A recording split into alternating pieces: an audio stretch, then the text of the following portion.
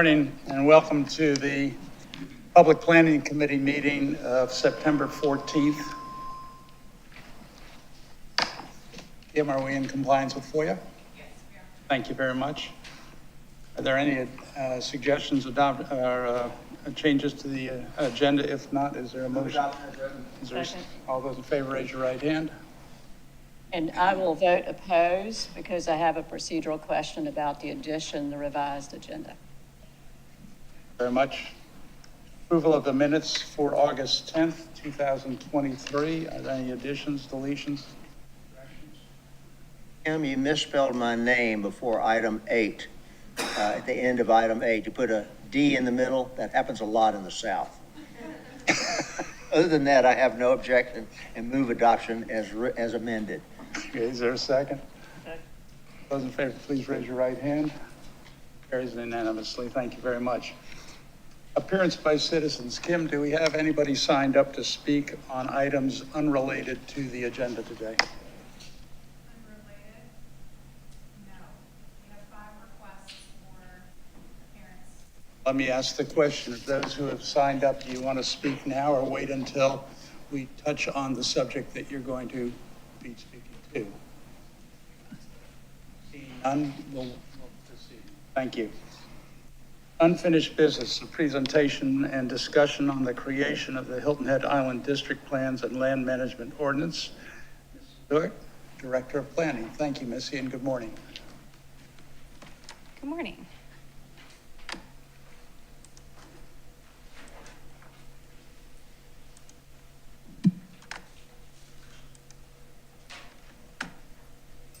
Missy, each one of us in the Public Planning Committee have reviewed what you have presented, and we are impressed, if not more than impressed, with the work that you and staff have prepared. What other staff is here today that you have relied on? I'd like to recognize them if they're here. Sure. Yes, I would be happy to. Shay Farrar is the principal planner, and she's the project manager for the district planning effort. Rich Edwards is our community planning manager, who's in charge of the community planning section. Zenos Morris is the director of built environment. He's part of the district planning team. Of course, Sean Colin is the assistant. Is involved also? He's involved, yes. We also have Kyle May. He's an associate principal from MKSK, part of our consultant team that's helping us, who is also here today. I appreciate that and the efforts on the part of all the team. Thank you. Kim, can you minimize the timer, please? Oops. Thank you. Okay. So I'm just going to give a brief update on where we are overall with district planning before we dive into the Bridge to Beach discussion today. We have been meeting with the Public Planning Committee over a series of months to go through this entire process. We presented the district map series back in April, the Marshes District Plan draft in July, along with the series of maps that provide the growth, conservation and growth framework district maps. And then last month, we discussed prioritization of the remaining districts for planning purposes and for delivery to the Public Planning Committee. And this is the sequencing and order. And of course, today we're going to be presenting item 3, Bridge to Beach. But this is the prioritization that we are working to deliver for review by the Public Planning Committee. We also have a community engagement strategy that's been identified for the delivery both of the plan or the concepts, and then how we're going to communicate and receive feedback on those by the community, both through the public process here with its delivery to Public Planning Committee, but we envision community surveys to follow the delivery of the draft concepts, and we're still working to launch the Marshes survey, but that should come out this month. But the sequencing of the delivery and then the community engagement survey is up on the screen here. We also will have community meetings in each of the districts are planned. We're planning stakeholder meetings as well. And of course, once these are ready to roll out for the public adoption process, there will be a series of public meetings that we anticipate at that time. Can I just jump in and ask you a quick question on that? Each district plan will be presented to the PPC, Public Planning Committee, followed by a community survey. Has that happened with those that have been presented already? We have not done, the community surveys and community meetings have not yet happened. We're working on the final touches on the Marshes Community Survey right now, and that should be launched this month. And we're working on planning some of those community meeting structures. But it's our intent to have community meetings in each of the districts. Or to Mid-Island, the same? Mid-Island did have those community All of meetings. that's completed there? Yes, yes, Thank you. correct. One more question, if I could. I think we discussed before when those community meetings are scheduled to make sure they're maybe different times of day or different days, because we have folks that work on various schedules. Okay. So I know you're still trying to work together on that plan, but put a note in there about that as well. Will do. So before I turn this over to Kyle, who's going to lead some of the discussion on the Bridge to Beach and the master planning process, what we're looking for today from PPC is more of that direction setting. Are the concepts that are going to be delivered today moving in the right direction for the new vision for this district? So we're just looking for that direction setting. Are we on track with this vision that will be presented? And with that, I'm going to turn it over to Kyle.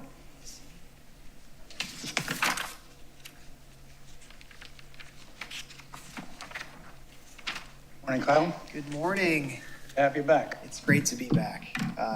Very great to be back. And before we get started, Kyle May, Associate Principal, MKSK. It's really great to see all of you again and everyone here in the room as well. Very excited to have this conversation with you all today. This is an interesting opportunity, I think, that this particular district presents. But before we get into that, I did just want to give a little bit of background on the broader project at work, which is a kind of a moment in time endeavor, what we're launching here with this project. We use this term master plan a lot, but it's this really collective thought about the future of the island, its district, its places, its neighborhoods, its people, ultimately its community as well. What we wanted to speak to in this discussion, really three key parts. One, that purpose, the intended outcomes from this broader work. Wanted to zoom in, and you guys know with this work, we're always zooming in, zooming out. You know what I mean? That's kind of the theme for projects like this. But we want to zoom in on one district in particular, this Bridge to Beach district, which I will define, provide context for as we discuss. Talk a little bit about what we've learned about that geography, but spend a lot of time on the high level vision. Where do we think this area could go in the future? And why does it present such a unique opportunity for you all as leaders and for the island overall? And definitely would like to talk about those critical next steps. Missy alluded to several of those within the context of our forthcoming districts, but also within the larger project at hand as well. Zenos is going to join me here in a couple key moments, and Missy will as well to help define this work. So you all have seen many of these slides before. I don't have to tell you this is an important moment in time for a lot of reasons for the island. Some pressures that are out there, a lot of fast-moving changes, but there's also a really big opportunity at this particular moment to start to direct and shape some of the future interest and investment that may incur on this island. But in order to do that, we kind of have to be ready. It's a lot of what we're doing in this work. If you really boil it down, it's about crafting that initial argument. It's about preparing a plan that prepares you all as leaders and articulates the community's vision and needs into a series of high-level and eventually low-level implementation steps to move forward and to get you all what you wanted, out of this set of opportunities. So what a master plan does, a comprehensive plan, whatever word you want to use, what a plan ought to do is talk to you about how and where you want to conserve, protect, or maybe grow the the island in certain ways. And grow has a lot of different meanings, and we'll talk about that today. But as we get and talk about investment, folks that want to do work here, how does that fit in with the character, the conversation that's been occurring here, indeed over generations? It's an opportunity to build, engage, and Missy talked about that engage component, which is just so important to doing this work well, involving the public, involving leadership, stakeholders as well. And throughout this process, what we hope to do is not necessarily impose the vision, but rather reveal that vision through those conversations, through some of our discussion and analysis, establish the policy and set those first steps for implementation. What we're discussing today is really at that vision level. Now, remember, we've got a series of districts we're working on, right? That run from, run from the beginnings of the island to the beach. So we want to discuss those in turn. They each have their own peculiarities. They each have their own context. We want to provide some physical direction within those. But that physical direction is really nothing without the supporting policy components as well. So with this work, we always want to provide a vision, but we want to bolster that and support that with policy that will enable that vision and provide clear next steps as well. Kyle, Yes, absolutely. I think it's important to emphasize, for the benefit of the public, we're all well aware of this, that the planning we're talking about is the lands outside of the gates. Yes, sir. Yes, sir. They're Absolutely. already planned. And so this is the rest of the island. Absolutely. And that's a great point to point out, Mr. Stanford. You know, one of the key elements of this is that looking at that geography, it looks peculiar when you look at the district map because there are areas that are in white, right? But that are in white because they're part of a master planned community. So what we're dealing with in all of this work with the district plans is all those areas that are outside of that context. Pick up on that Yes, conversation a absolutely. little bit, Yeah. because yes, 70% of the island is behind a gate, master planned, relatively set in stone.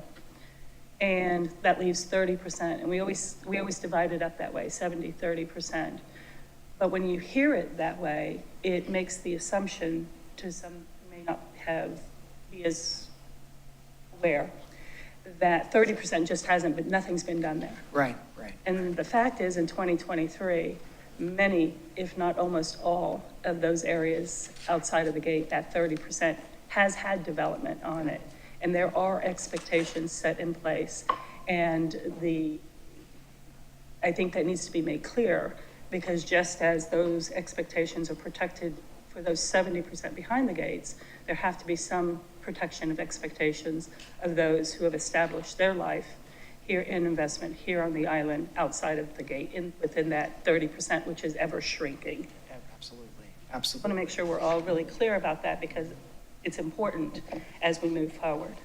Absolutely. Well said. And the purview of the town covers the full geography, right? I mean, the work that you all are doing, the work that we're doing covers this island completely. And leveling up the expectations, considerations across the board is a critical element of what this all is. And I talked within this one, Ms. Becker, about the idea of zooming in, zooming out. And at the ultimate zoom out, we talk about that growth framework map. And again, I don't want anyone to fixate on the word growth, because growth can mean all things. We talk about conservation being a critical part of that. It's about being the community you want to be, in the future. And at the highest level, where do we start that discussion? And at the lowest level, with future land use mapping, with recommendations, how do we implement that vision? That's the reason the community survey and input is Critical. Absolutely tying critical. things together. Yeah. Chair, if I could jump in as well, I appreciate the background information. I've already looked at it. We've already heard it before. Could we cut to the chase and talk about the bridge almost to the beach? Yeah, yes. Well, if I can just step in on that, we have a room full of folks who are here to hear the details. And I think that one of the reasons we're holding this meeting is to make sure that they're informed on what it is that we're doing, so that their participation is meaningful as it comes through with community meetings and surveys. I think we're there. Yeah. I think Bridge to the Beach is the next slide. Absolutely, yeah. And so in setting up this particular district, one thing that's critical to point out for you all is that within each of these areas, there's been a lot of consideration already, right? So when we do this work, the last thing we want to do is ignore good work that has been produced or the thoughts that have been assembled on it. So we have some previous plans within this district. Now, the geographies might shift a little bit over time, but the idea is that we've been contemplating this ground for a while. What you'll see, we talk about land use demographics. There's a lot of diversity in this area running from that bridge to almost, as you point out, Ms. Pritzing correctly, almost to the beach. 1999 plan from bridge to the beach, a public input design SHREP process is one example of those. And Missy, I don't know if you want to speak to any of these plans specifically. Thanks, Kyle. So really, this is an opportunity to look backward a little bit before we look ahead. And as Kyle mentioned, the work that we're going to talk about today really builds on a lot of this past planning and efforts that were done. And up on the screen here, of course, is the 1999 town-led public charrette process that produced the report called From the Bridge to Beach, a Public Input and Design Charrette Process. This was also around the same time that the adoption of the town's tax increment financing district, which facilitated the redevelopment projects for Low Country Celebration Park and the USCB Hilton Head Island campus. So it really aimed to identify potential ways to address major concerns related to the quality of development and redevelopment, as well as transportation, which characterized the movement of people, not just cars. So some of the key recommendations are up on the screen. It was about roadway improvements and adding to the gridded network of the street network where it was possible, traffic calming, pathways, public art, utility improvements, and some drainage and stormwater updates. That then led, in 2000, the Bridge to Beach Steering Committee was formed by council to create and improve on a visioning process, which led to the 2001 Bridge to the Beach Redevelopment Advisory Plan and Report. And that report identified some specific zoning changes to help address some of the non-conforming structures that were built before the town was incorporated. It also had some similar concepts that were in the prior plan for pedestrian-friendly design, mixed-use development. Of course, it had a transportation focus as well, and parks, recreation, open space, and pocket parks were incorporated in that. That also led to additional planning in the 2004 Bridge to Beach Area Redevelopment Workbook. This also had policies, programs, and projects with timeframes for action. It also included similar recommendations from a transportation standpoint and network connectivity and key redevelopment projects. Then there was the 2016 Circle to Circle Vision Plan. It also included traffic improvements. It included community engagement. It had Sea Pine Circle capacity, roadway connectivity, transit parking in the Caligny area, and promoting public beaches as primary focus areas in that plan. And so there's been an enormous amount of planning in this general vicinity that we're building on. And a lot of the same themes are in what you're going to see before you today. There was implementation projects that were outcomes of all of those past plans. Here's just a list of some of the things that have occurred or did occur from some of those past planning efforts. There were Pope Avenue pathways that were relocated away from the road on both sides, Palmetto Bay Road pathway, roundabout at Arrow Road and Dunnigan's Alley, power lines were buried, Office Park Road was realigned. There were some median closures, crosswalk updates, Sea Pine Circle upgrades, and the Rox Remy Track Park right there by Fat Babies, that passive park was established as a result of that. So there's a lot of past planning that we're building upon. And before we dive in and I hand it back to Kyle, some of what is very strong in the planning efforts that we're doing as part of this island-wide master plan district planning effort that Kyle already kind of focused on is that there's a very strong implementation and recommendation section that are part of these planning efforts to ensure that we create the policy framework through the intended LMO amendment rewrite and overhaul so that we have that framework in place so that the vision that's being created in these documents can occur. And so with that, I will hand it back to Kyle. If I could ask a question before, could you go back to the previous slide with the project summary? Thank you. I noticed in the previous plans, and thanks very much for the summaries of those, that there were some other items identified, such as some rezonings and also a coordinated stormwater management system. In addition to those kind of projects, do we have any sort of analysis about what was done with regard to those plans? I want to know what the difference is between some of those plans, what we've done, and what the proposal is now. Sure. We'd have to do a little bit of research to find out if any of the rezonings that were recommended in some of that policy work, and work with the stormwater team to find out if some of those other recommendations have been realized. Let me piggyback on that. I think it's very valuable that we go back and look at what we did in the past to try to accomplish somewhat the same things we're talking about trying to accomplish today, but why we didn't get to where we wanted to go. Yeah. So I think analyzing, as Bryson suggested, what succeeded and what may not have been implemented the way we thought it was going to be implemented, important for us. Because I think there are 2 or 3 really strategic issues that we didn't confront previously that I think we have to confront today. Thank you. Thanks. Ms. Price, that's an excellent point. And I think, one of the major opportunities you have at hand as you embark on this particular work is the LMO process that's going along in parallel, right? So, Mr. Ames, you think about how do you get this done on the policy side, the zoning is about as critical a tool as you have as leaders here.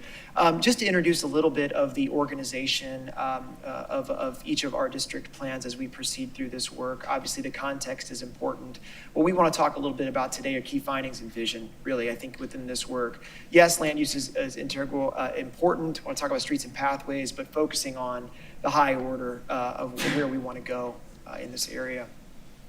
About a square mile is what we deal with in Bridge to Beach. Each of our boundaries, a unique collection. We worked hard to determine areas that made sense to plan for together. It's easy in this work to try to break down into every individual neighborhood or every individual crossroads. What we wanted to do is create areas that there is some relationship between each of the uses, each of the roads, each of the intersections, where an impact in one area will be felt in the other. Obviously, a heavily trafficked area, whether it's your visitor, business, full-time resident, there's a lot of activity in this zone, and increasingly so. We've got 2 major parks, very major park with crossings and Compass Rose as well. A couple key findings. Won't belabor this too much. All right, if you could back up to the previous slide of that area. I think it's important to note that this area is not the same area as the previous plans. Yes, ma'am. That it almost cuts it in half and perhaps adds some. So I think it's important for us to note that along the way, that we're not dealing with the same Bridge to Beach area as was reviewed and planned in 2001. And I keep joking with the staff about how, I wouldn't call this Bridge to Beach because it's not to the beach. Yeah. So there were some notes in the 2001 plan calling it a gateway. And so, I don't get really hung up on names except in this case. I think for the public's information, what has been added from the previous Bridge to the Beach is basically Point Comfort Road, and what has been excluded is beach side of Cordillo. Cordillo all the way down to Forest Beach and excluding North and South Forest Beach. In the process, you're absolutely right to point that out, Ms. President. I'm glad you did. The context here is not coterminous with what we've studied before. Generally, however, some of the issues are fairly consistent, obviously with the circle in the center, and there's relatability between those plans and this one, but you're right, there's a little bit of change. So we'll be sure to make that mark, I think, as we talk about those studies in particular. Just getting into some of the findings, and I won't go through these line by line, but just wanted to hit on some of the key points, is that, really a job space, for our island. Obviously, we'll be having a seasonal economy to a certain degree. There's some ebb and flow to that, but around 5,000 or so jobs in this particular area, but a lot of businesses as well active in this zone, and in a range of businesses, as we'll talk here in just a second. And why? Well, there's a real centrality to this place, as you guys know. Access, especially with the Cross Island Parkway, there's a lot of access both down and up, which makes it very well connected into the overall roadway network, but also into that pathway network, which we're going to talk about as a major asset in this a little bit later. And some interesting land use mix. One thing I'll point out, Palmetto Village, especially with this new model, some employer-initiated housing projects here that are on the island, a pretty unique project, actually, even in around the region, but that's actually contained within our planning area as well. Key thing I would say, though, diversity. Diversity in use, in business, real mix from the north down. Talking about demographics, full-time population here is a little bit smaller than some of our other districts, really business heavy. But for those units and households that are here, plateauing similar to what we see with the island overall. So not tremendous growth, a lot of build out within the housing that exists here today. A little bit older just in terms of median age, and our units are mostly full-time occupied, but there are part-time residents as well. A lot smaller short-term rental number here than what we have, and that coincides with our land use study as well. Looking at some of the economy, employment, again, a key thing here is this is just really a jobs center for our island. One thing that's interesting to point out here, though, which is a really critical part of your economy and really lives here, is this businesses that help other businesses.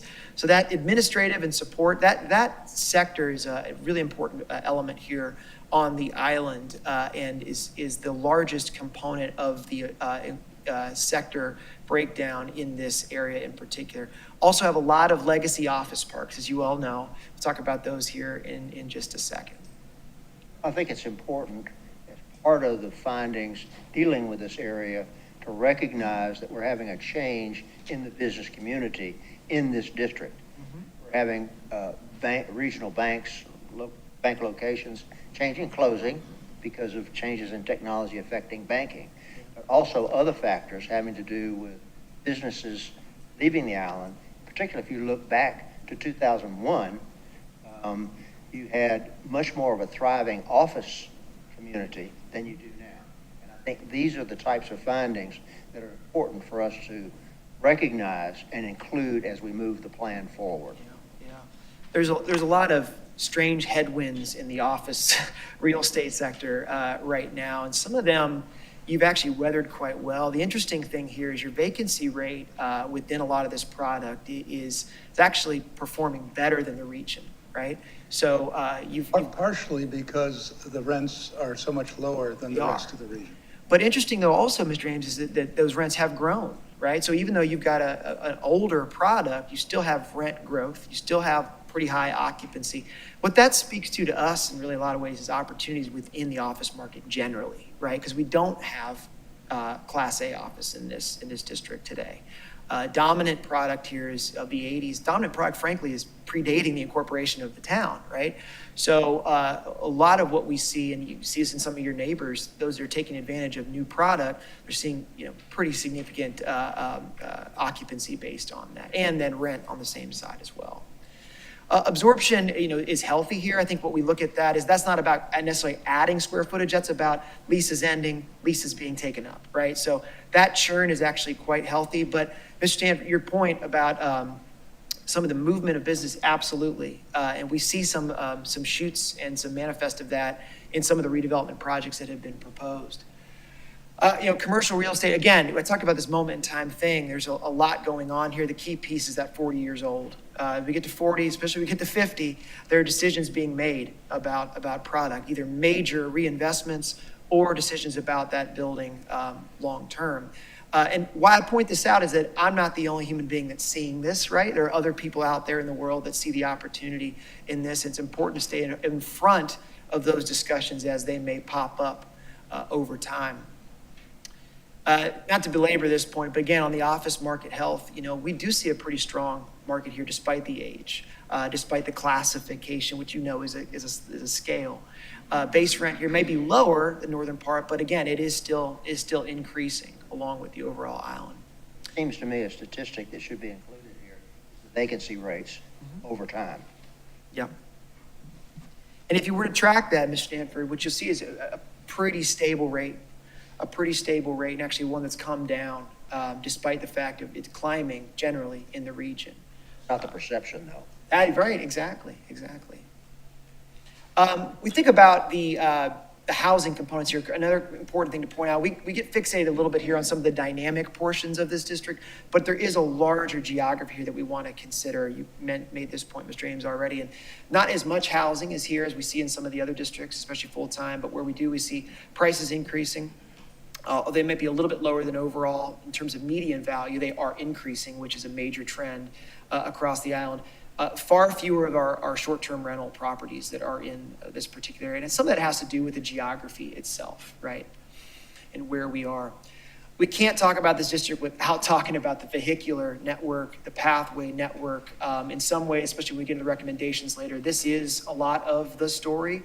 The access, you're dealing with a pattern here that was given to you over time, right? And we've grown up into.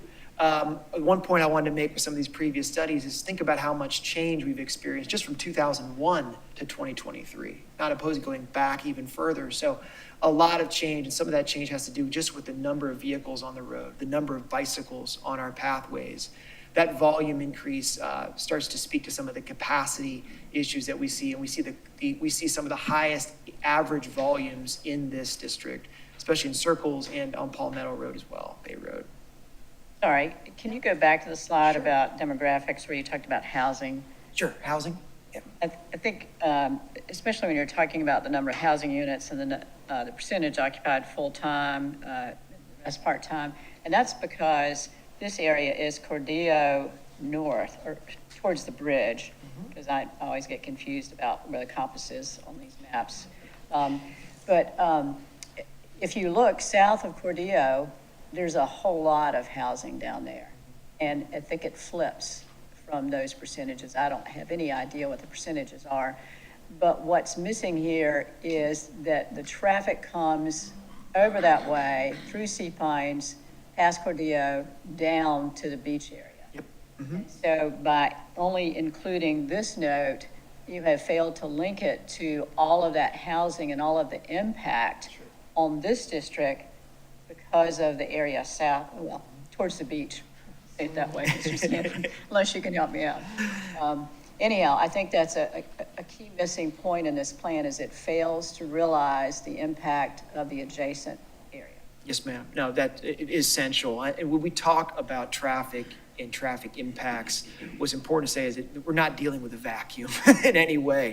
And in fact, the growth or change in what's going to be the Forest Beach District, which will be our next district we discuss, has an important and critical impact on this district as well. So we can't contain those things. And I think as we discuss this, we want to make sure that connection is very, very clear.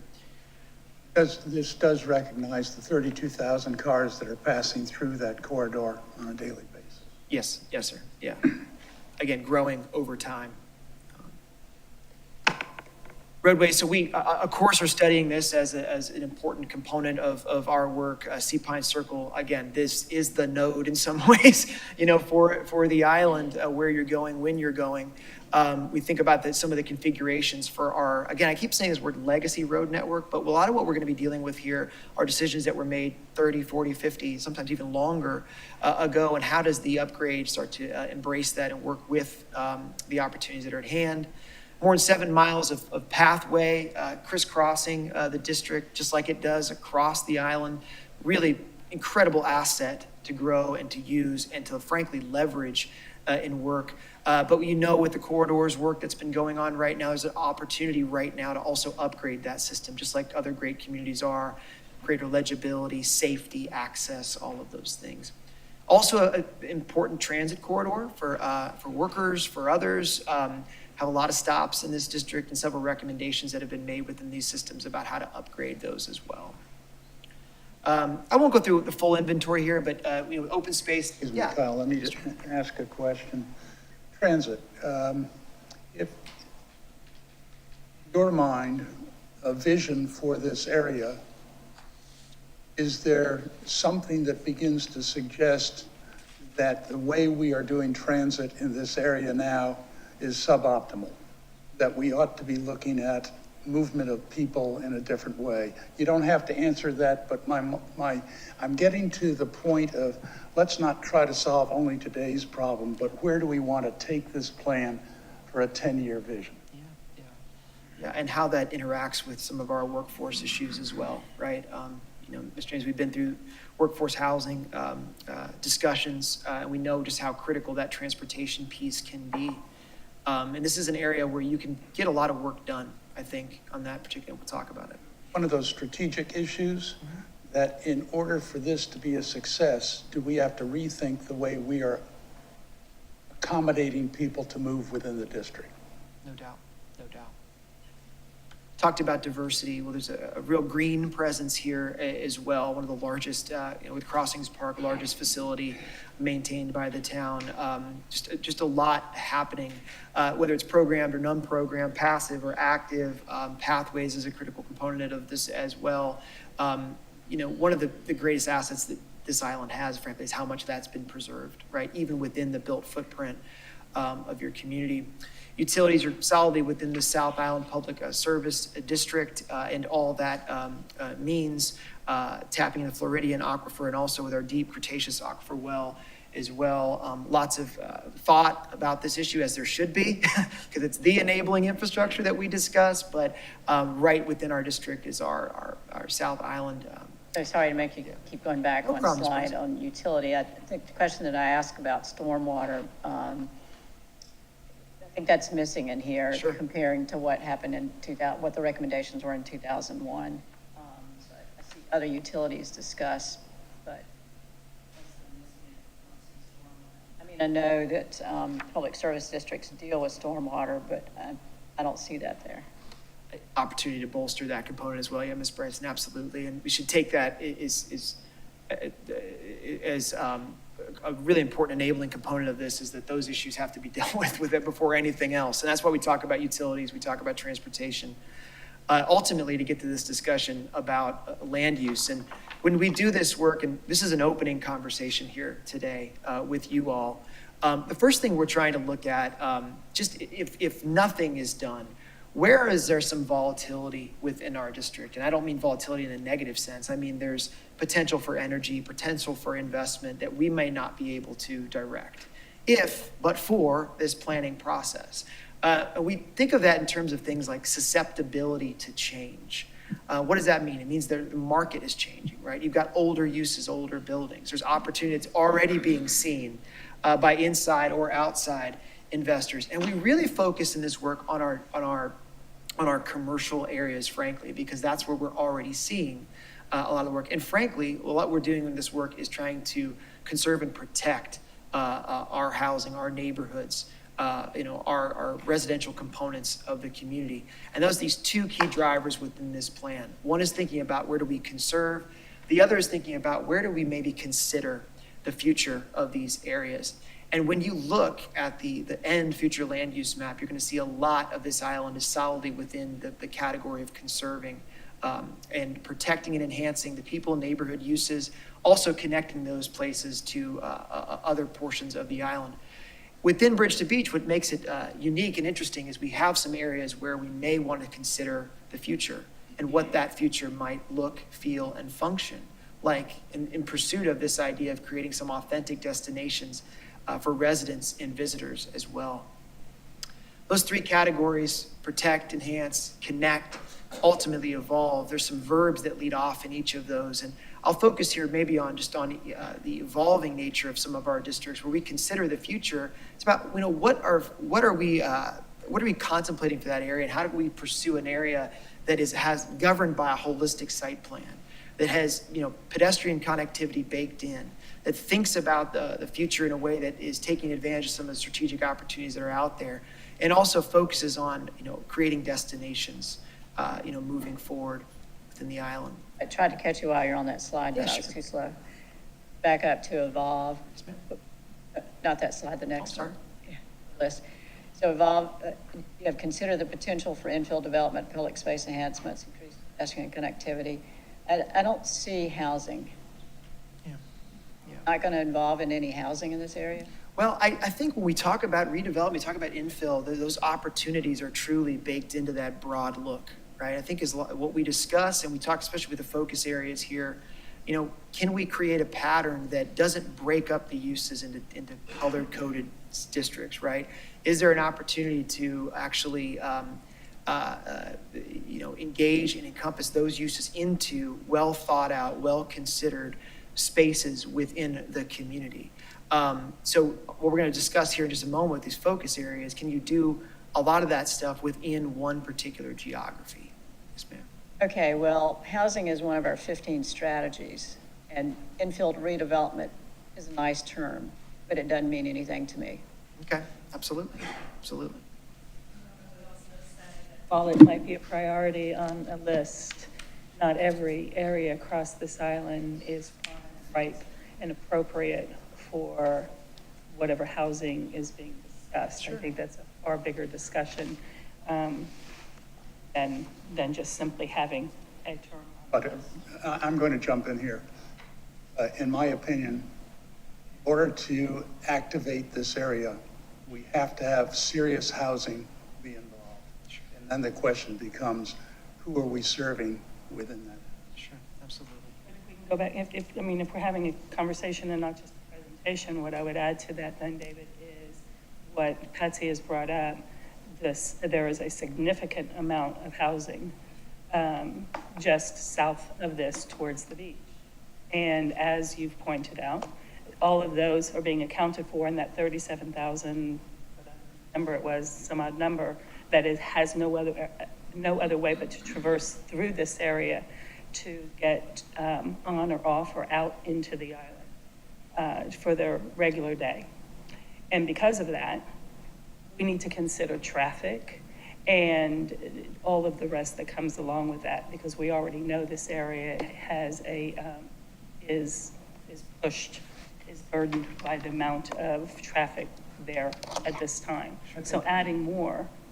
I think what this points out is that there are different visions sitting up here that need to be dealt with through the conversations. With an overall focus on what the actual capacity is. And until you recognize and acknowledge what that capacity is, you can't continue to push more into it. So, yes, it's a broader conversation, but there's some realities to it. And Ms. Berger, I think on that particular point, capacity is an important word within this discussion. We'll talk a little bit about some of the necessary enabling work that would need to go on from the public side to help this vision, occur. And I think what we're trying to do, and it's always important, we use a couple of words here. One is incremental, right? Well, what we're discussing in this is not a day one, day two, a vision, right? We're talking about over time, just as the way this community has been built up over time. As we set a broad direction for the future, what does that slowly start to look, feel, and function like? On the other side of that, how do we ensure that every decision is made in a way that's complementary with that vision, right? Is additive for you all. So it's truly a long-term exercise. And what we're showing here right now and thinking about future land use is really a working map as we contemplate these issues and think about these things moving forward. Where do we start to place some of these pieces? The two things I would direct you to, though, where we spend a lot of time here today, is just thinking about the focus areas themselves. So we identify these places because there's a particular susceptibility to change. One, we're already seeing it, right? There are already proposals that have been made. Or two, it's some of the characteristics of the land use makeup, of the building ownership, that make these areas important to study in a little bit finer grain and detail. You talked about some of the capacity and some of the enabling work that would need to go on. Streets and pathways are maybe the most important discussion to have here. Intersection improvements, access drives, in the pathway system as well, safety signage and access. Those are first steps that we're discussing, within this work, not secondary. One example of this, and I use this as examples, this idea that's been with us for quite a while, actually, is this idea about new connections. And I'm picking on this sort of northwest quadrant, Greenwood to Palmetto as one example. There are other examples that are out within our district overall. But making some of these connections can allow you to think about the next step, right? So we point this one out, we highlight this one because it creates an opportunity to do something else and address some contemporary issues that we know we have today in the district. Al, there's a lot of history on that recommendation. Surely. Is there any new information that suggests things have changed? Well, only to say that, within the corridors planning work that, that's been going on now for the last year or so, a lot of the ADT values, traffic volumes have only increased in this district, as you all well know. As Bryson points out, activity even farther south toward the beach on this. We know that these pressures are continuing to grow. We also know, I think, within this and studying, not necessarily alignments, and I don't want you to take that as an alignment, but that these opportunities, in terms of a land use, may be viable. Just looking at the geometry, looking at the land, it is a realistic proposal. But what's critical in this is to say we're not just doing it to do it. I think, Mr. Haynes, right? There's a purpose behind this connection. And some of it may be intuitive, but the other part of this, when we get in, we talk about the land use work, is what does this allow us to do in the next chapter as well, right? So what's the character of this connection? And how does it play into a broader strategy for the overall island? My suggestion would be to vet that idea as early as possible because of the history of its failure. Yeah, absolutely. I see the Arrow Road focus area as the low-hanging fruit in front of us. That is an area that needs to be carefully planned. We need to take advantage of the opportunities there and make decisions about what do we want to have there in the near term, because that's an area that is ripe for development. Yeah. Well, and if you want, let's just jump into that, Mr. Stanford, because I totally agree with you. And I think in a lot of ways, we talk about the Arrow Road, or we talk about the focus areas in general. It's about developing out that first argument, right? As a community, what do you want to see? Because that vision will be written for you if we don't define it, right? So what we've tried to do in this work is identify some areas where we know there's going to be that pressure growing over time and develop out that first statement of this is what this is going to slowly, incrementally transform into. And why here? Some key points here. Generally, this is relatively neutral ground, just in terms of where we are. There is some incremental change that is possible. And I mean here in the short to mid-term, short term being 1 to 5 to 7 years out from the adoption of our plan. We know that there's already changes that are being proposed, so why not get in trouble, get in front of that work as it's occurring? If we could start, we've got 2 focus areas that are part of our package within Bridge to Beach. Arrow Road, perhaps most interesting, about 100 acres. Right now, it is a true mix. I talked about diversity, about as mixed of a focus area we may look at throughout this process, but also a little bit older in terms of building. About 41 years is the average building age that we deal with here. Town-owned property that exists within this corridor. We talk about corridor, you see Arrow Road kind of in the center of our district. That's really this spine that we're planning around as we use and pursue this work. Also a pathway to the far east, although this map is tilted a little bit, so maybe not true east, but let's say to the right of our planning area. That's going to be a critical leverage point as well. Oh, sorry, I almost caught you at that slide. Problem. So this excludes the Crossings Park area. Am I looking at this map correctly? It does. I think, one thing I would point out, though, with our boundaries with the focus areas, they're relatively soft, and feathered at the side. There's some areas where we have some real close look, but we know that a decision here influences a decision there, right? And we see Crossings Park as a major asset to this area as well. Yeah. Yeah, there are 2 reasons I ask about that. One is the town does own property in the area that's outlined as the target area, excluding Crossings Park, but that's also town property. In the previous maps shown of this district, Crossings Park is included. So this is excluding it. And the other reason is because in the previous plans, it pointed out the importance of parks and habitat connections. And so whether you have Crossings Park in or out, there's some connection there to the previous plan. Absolutely, absolutely. And, you know, that asset is not forgotten by our team. I think as we talk about some of the advantages here, that's one of the major pieces of leverage that we've got here moving forward. And in addition to that pathway that we want to talk about here in just a moment, Zinos is going to talk about that more. Some big pieces on the opportunity. One, that there is a real opportunity with this zone. You know, what do we do here? What's the vision? What's the message moving forward? And some words that keep popping up, and especially as we discuss with the community more, this idea of a destination. A destination, you know, for full-time residents, for long-term residents, maybe for visitors as well. But the idea that this can transform through some incremental steps and also some larger, like I said, larger leaps here into a real vibrant point of emphasis for your community moving forward. Some key words in this that really riff off the spirit and authenticity of this place, the island, park-oriented, you know, bike and pedestrian access, those two things being as given in the work. The character, people, environment really drive a program to build this destination and neighborhood ultimately for your community moving forward.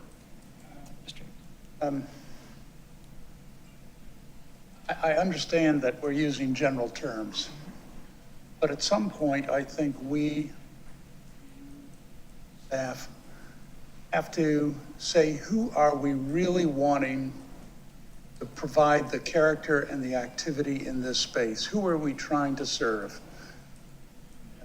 And is it young, old, tourist, resident? As my background in development, if you're taking this as a development opportunity, one of the first things you do is figure out who you want to sell it to. Mm-hmm. So I think we have to be a little bit more deliberate in saying what our vision is for this particular area of the island, how it fits into the rest of the island. But everything to do with how you're going to spend your money, what the architecture is going to look like, what the buildings, how the buildings are going to react to one another. So I think we have to be more deliberate, more specified in who we are actually trying to build this for. Yeah, absolutely. That's well stated, Mr. Ames. Yeah. My perspective, as part of the conversation, everything we do on this island, we do first and foremost for our residents, with a welcoming opening to our visitors who help support us and then become our future residents. Simple formula to me. Yeah. And we start to think about this in terms of a study, and I want you to view this as such. You know, where do we start to stack and layer some moves and think about some opportunities? We do have a fairly large planning area that we've identified within this work, and what I don't want you to necessarily focus on too much is the boxes, because the boxes are really just a way of testing and thinking about capacity, thinking about where and when.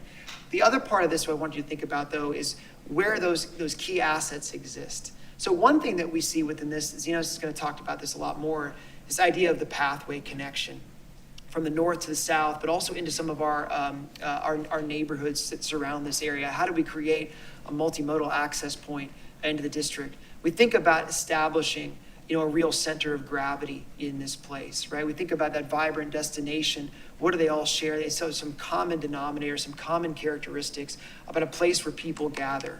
The DNA of Hilton Head that's very green. You know, a key component of this is that every aspect of this is very green, well landscaped, connected in ways that build off of that pathway network and create multiple ways of getting around. And then a core public investment here that we think about moving forward is this idea of what Arrow Road could mean for this as a potential signature street that complements all of the work that may happen outside of the right-of-way, with some investments being made inside the right-of-way. And I wanted to bring Zinos up here to talk a little bit about some of these big moves. They're not the only moves, but some opportunities that we see within this district in particular. starting with this idea of. Sorry. Scale, yes, ma'am. Ms. Bush. Back one slide, thank It's you. okay. Two things here.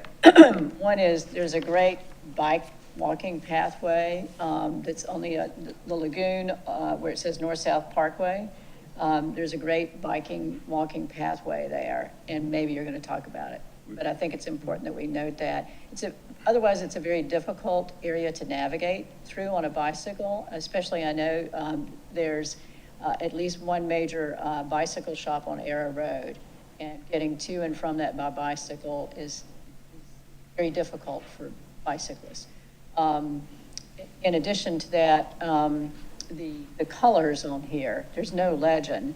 So I'm going like, well, is red supposed to be office? Is purple housing? What's yellow? Anyhow, what's the reason for having these colors on here? Yeah, I can speak to that, and Zeke can hammer it home. I think one thing we're trying to point out here is that we've got neighbors with this district as well, right? So one thing that we want to be very deliberate about is the stitching between whatever happens here in the future and the neighbors that already exist, whether that's Wexford, it's the upside of this map here, it's Sea Pines to the south, or the bottom side of this, is that we use this term transect a lot, that there's a little bit of a hump to the work, right?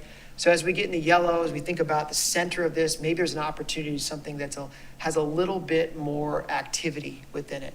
But as we slope off to our sides, that there's a relationship between what we're planning for and what exists there today.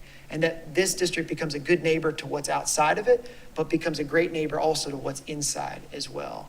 So yellow, we're talking about generally some mixes of uses within this thing, but ultimately that this is a mixed use district overall. There's a lot of opportunity baked in. It's when you see color coding like that, you immediately at least I do, try to find the legend and what do those color codes mean. Map and yellow is the hot area. I mean, I think it's very confusing.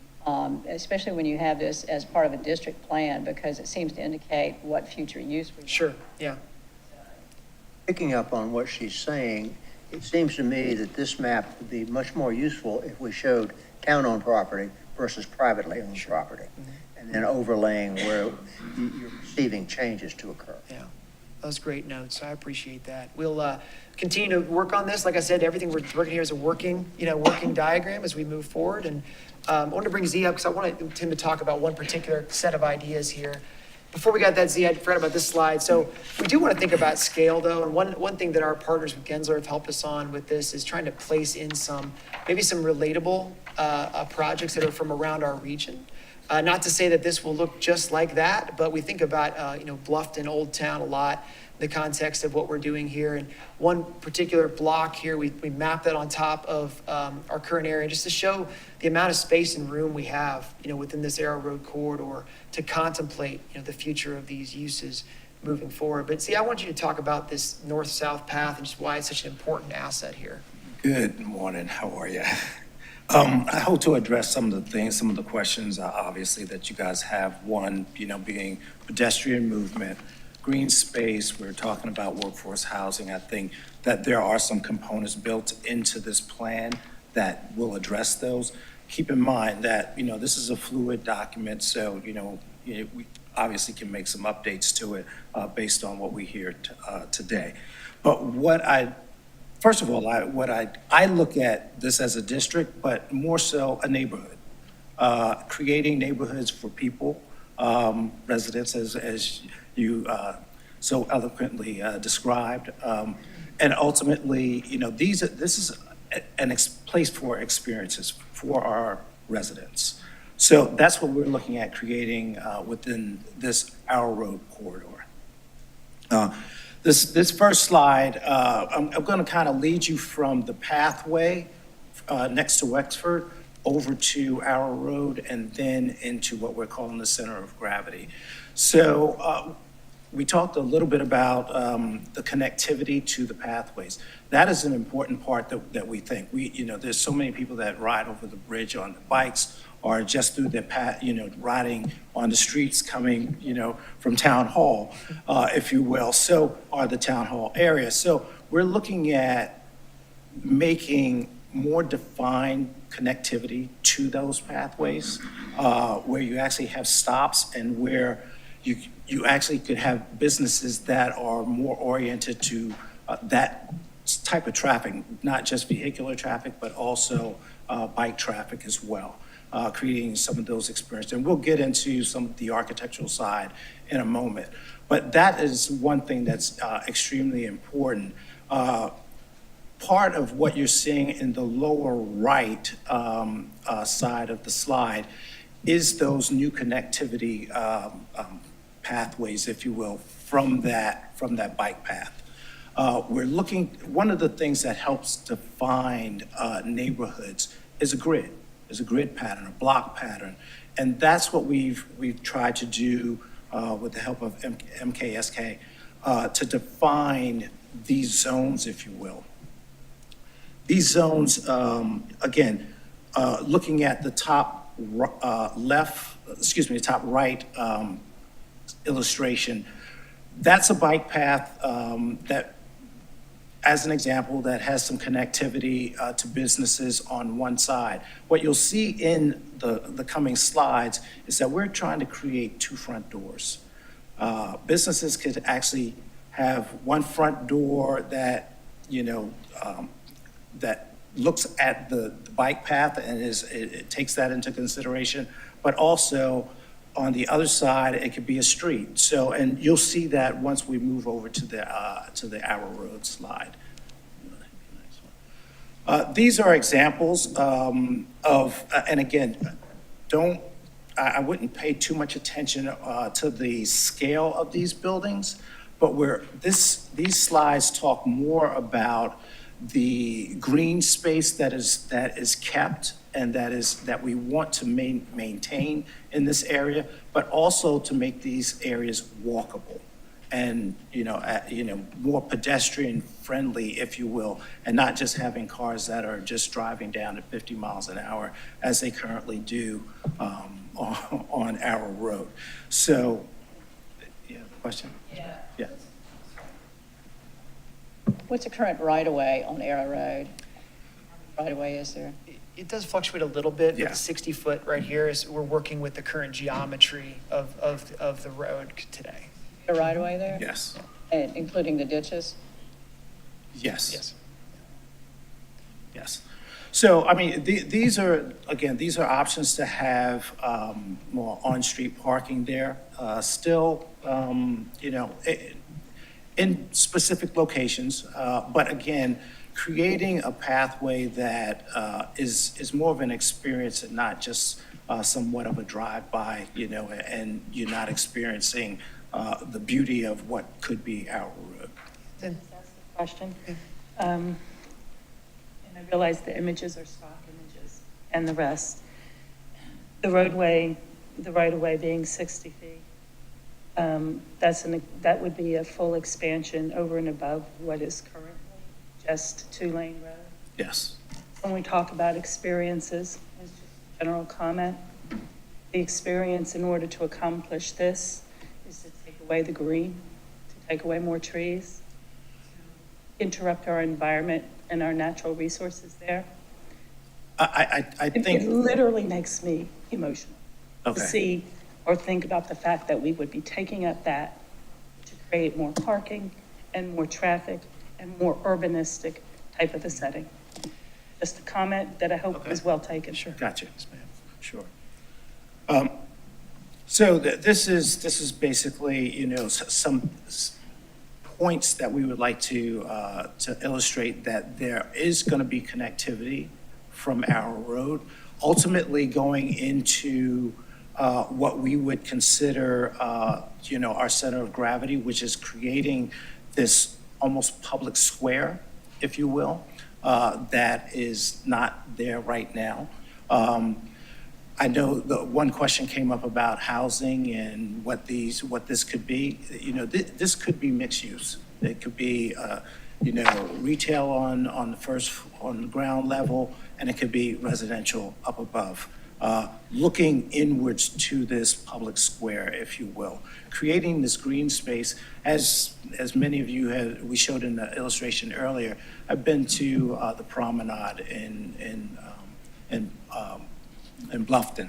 Again, maybe not at that same scale, but, it's creating this town center, if you will, or public square within that center of gravity area as well. And Z, if I could tag on just a little bit of this to react to Ms. Becker's point, I think one important characteristic is the relationship between the green sides of your community in this as well, and the opportunity to actually expand on some of those corridors, into the future. So where we show green, there's a real intentionality and relationship between the park, mini park, parklet, whatever you want to say, and what would be happening in the real estate as well.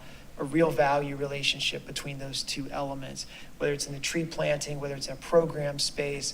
A key element, a key characteristic of this is the one that you've already got, which is that it is park oriented, it's green oriented ultimately. And one point here too is, again, as Kyle has said before, these changes don't happen day one. They're over a period of time, and they evolve over a period of time. So just want to make that point. Let me interrupt for just a second. Missy, are we getting too granular with our comments in order to get through this, or are our comments being received some value? I'm just thinking about the time we're committing to this presentation. Oh, thank you. I think it's all very helpful for us as the team to hear your thoughts and ideas on direction setting for how we refine this and move ahead toward the implementation that would be required for the vision. So I think we're on the right track. The presentation, we're almost through the substantive part, and so we're getting close. Kyle, if you could just go back one slide. So where we're talking about the center of gravity, and again, I would look, we talked about the colors that are illustrated here now, but the way we envision the scale of these buildings are existing buildings just being, modernized or refurbished a little bit, is along the pathway right up next to Wexford. We're looking at 1 story, keeping those at a scale that is low, while building up. Once you get to that once you get across Arrow Road, buildings would be or could be 1 to 2 story buildings in those areas with, like we said, retail at the ground floor level and residential up above, and then scaling back down to 1 to 2 stories along Palmetto Bay Road. So that would be you wouldn't have any large buildings up against the Wexford edge, but more the centralized area. You'd have taller buildings, I should say. Along Palmetto Bay Road. Palmetto Bay Road would, again, those could be 1 to 2 story, just 2-story buildings. You have examples of those already in that area. So we're looking at trying to maintain that scale. I think That's the green buffer What's that? in Palmetto Road and the NE. Yes, yes, ma'am. yes. Sorry, that slide. Oh, sorry. Yeah. So if I own one of these buildings in this area, right now I'm either sitting here in this room or out watching the video or later looking at it going like, but I own property right there. What's the course. town going to do to me? Of course. And why do you think you can own my building and change it? Yeah. So I think we need to be a little sensitive to existing structures and all. Yes. Absolutely. I think that, the approach to. Maybe not just a little, very sensitive. Yeah, yes, I think the approach to, and these are just illustrations, but I think the approach to, when buildings are remodeled, if you will, they could be, we've seen examples all over the place where it's the same owner, but, it could be that new awning that's put on that building that addresses the 2 front door illustrations that we were talking about. So, there could be some minor modifications to buildings that, still keeps that same owner or that, person that's leasing that building in that space. I think the question about imposing things on property owners That's not what we're about here. No. We want to incentivize them. Absolutely. To take these types of actions, and we've got tools that we can use to do that. Absolutely. LMO, Yes, zoning, et cetera. yes. My point is that with the district plan, I think we need to be, in this case, a little more conceptual, because to me, it looks like a redevelopment plan. Sure, sure. And to be quite clear, Ms. Bryson, this is a long-term vision that we're dealing in, right? And I fully take your point on conceptual versus the redevelopment plan. That's not what we intend, yeah. So not to belabor it or delay moving on to the next thing, but to Glenn's point, right, incentivizing people to improvement is always a positive step, and certainly part of our current LMO. So, and to Patsy's point, I hear her, what I've heard now twice also said is this is a long-term vision. Right. Kind of insinuating that this is where we want to get to, but it'll take us some time to get there. What I'm saying is that perhaps that long-term vision may be affecting the generations to come then, and not necessarily those of us sitting here or even out in the audience or living on the island currently. Those are the folks I'm worried about. I'm not looking out for myself. Right. I'm looking out for those further generations, Right. so that they can have the same experiences living on Hilton Head Island. And this isn't directed at you, it's a general comment of where I stand on these, that we are protecting this island for those generations to come, so that they can have the same type of impact that this magical place has had on those who came before us, those who are here now. That's our job. Not to worry, don't worry, this could be in the future. It impacts how I see the future and for whom I see the future. Of course, of course. So please. Yeah, totally understood. These are some general design, low country design principles that we were looking at. Again, we look at the front porch as the conversational area of all our homes. And we look at creating that even with, making, incentivizing existing businesses or new businesses to have these elements where you're speaking to your neighbor, you're sitting out having your coffee or your cup of tea. These are some prime examples. Obviously, the one at the top upper right, probably all of us have been to the smokehouse, but some other local areas, in Bluffton or Corner Perks. These are areas that, people love to sit out in, but they also create that neighborhood feeling, if you will. So I think these are good examples of the type of architecture that we're looking at, trying to have an influence on a little bit, and still brings the low country southern feel.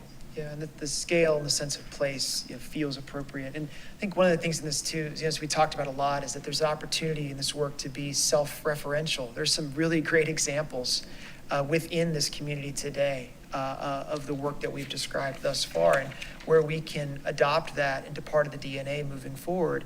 It's really important to do that, and that writing this stuff down is important too, right? Taking out a little bit of the subjectivity to say this is really what we mean by good building moving forward.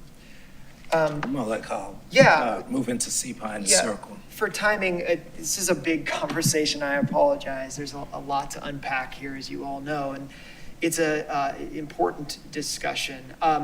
Sea-Pine's Circle, as you're moving south, remember that's the 4 quadrants that surround the circle overall.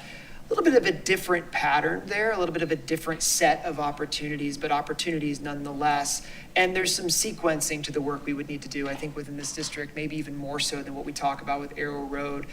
Congestion, traffic mitigation, prioritization with safety, those issues are really paramount as we think about the future of that area and enabling some new, healthy, additive investment into the zone. Again, I talked about the parcel configuration, a little bit different than what we see with Arrow Road, but a little bit larger district. Lots of jobs in this area, no doubt, an activity cluster. Building age a little bit younger than what we dealt with in Arrow Road, but still about 40 years. But a big part of this is the idea of the anchor with USCB satellite campus that is in this space, and what is the future of that really important and unique anchor and leverage point for your community. Again, just, and I take the note about the redevelopment plan versus the vision, really just trying to have some study here on this space. As we think about this one, a little bit different from Arrow, is what do we do within these quads? And we think about them almost as some unique neighborhoods, unique nodes that surround that really critical intersection with Sea Pine Circle. What happens in each of these areas going forward? Easiest maybe to conceive of, although again, each of these moves is a longer term strategy, Ms. Becker. Thinking about the future of the campus with USCB. And again, simply a test, but thinking about as that place, as that space may evolve, what are some future complementary components that could grow along with it and add to the vibrancy, add to the opportunity, both of the institution, but also of this sub-area overall. Thinking about connectivity as a real theme within this area, whether you're on a bicycle, whether you're in a car, whether you're catching one of our transit choices, that's a big part of the discussion here. And also what I talked about with this Class A component, as these offices enter their next chapter, what does that conversion strategy look like? What does the redevelopment or maybe reinvestment playbook look like so that we take advantage and maintain those businesses long-term on the island, as many of them I would expect hope to be? Before you leave that slide. Of course, I won't touch. I did it. You show enlargement of the USCB campus. Is there a master plan for that campus? There's not a master plan per se. I think that's the pursuit right now, though. And we get a real good excuse within this project to infuse some thought and some critical thinking on that site. One of the things we deal with here is, being a major issue within the USCB in general, is housing such an important component of that, right? And where does that go? What does that look like? How does that support the institution? How does the institution, open its doors? It is a large site. I think that's the first thing we've learned here. And then there's a lot of opportunity to do things. But again, I keep repeating this, but it is a longer term strategy, and really looking at this point just about capacity and mix and what this could continue to add, frankly. Has USCB been part of that conversation? Yes. So they're okay with this? Well, I think what we're dealing with here is just looking again at capacity, at opportunity, not imposing this plan on them at all, and that's a principal stakeholder in this. So as we consider this future, more conversations to be had for sure, and how this folds into a broader strategy. Financing, right? Absolutely, yes, absolutely. Ms. Becker, yeah. So Missy, we'll talk about the policy component. So obviously, to realize a vision such as this, there would need to be a very robust implementation section. And we're not going to go through all of the 11 strategies in the spirit of time, but it includes a very intentional implementation strategy to realize a future built environment such as what was displayed. And what we have poised and what's coming as part of the overall growth management strategy is that, of course, all of these districts get threaded together as an island-wide master plan. Part of the overall implementation of all of it includes an overall future land use map, an amendment to our land use element in the comprehensive plan, those accompanying LMO amendments, an overhaul that would realize, what can be built on the parcel level, the associated zoning map amendments that would need to transpire, but also the policy and enabling environment. So this requires strategic town property acquisitions, park acquisitions potentially, pathway expansion, infrastructure. It could require tools such as TIF districts, public-private partnerships, additional policy and programs and incentives. And so all of those kinds of things are what we have to think about in that master implementation schedule to realize the overall island master plan and including what would be included in the Bridge to Beach plan.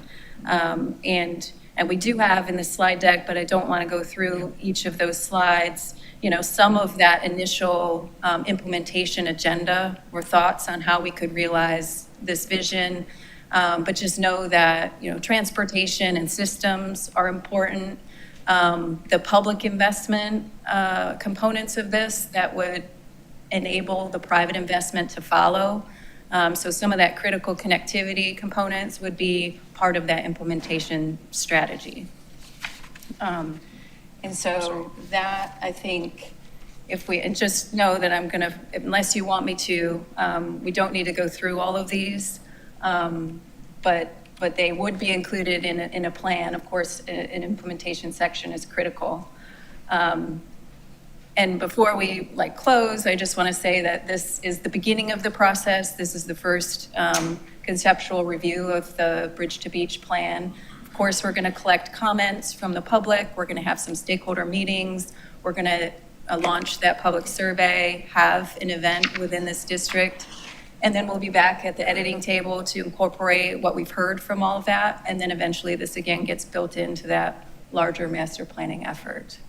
And so with that, I guess we'd like to hear if you have any other questions. And I want to thank the team for all of their input and involvement in the presentation today. It's incredibly comprehensive. Thank you for your work. Glenn? Thoughts? I would say that I am very pleased and somewhat overwhelmed with the scope of all of this.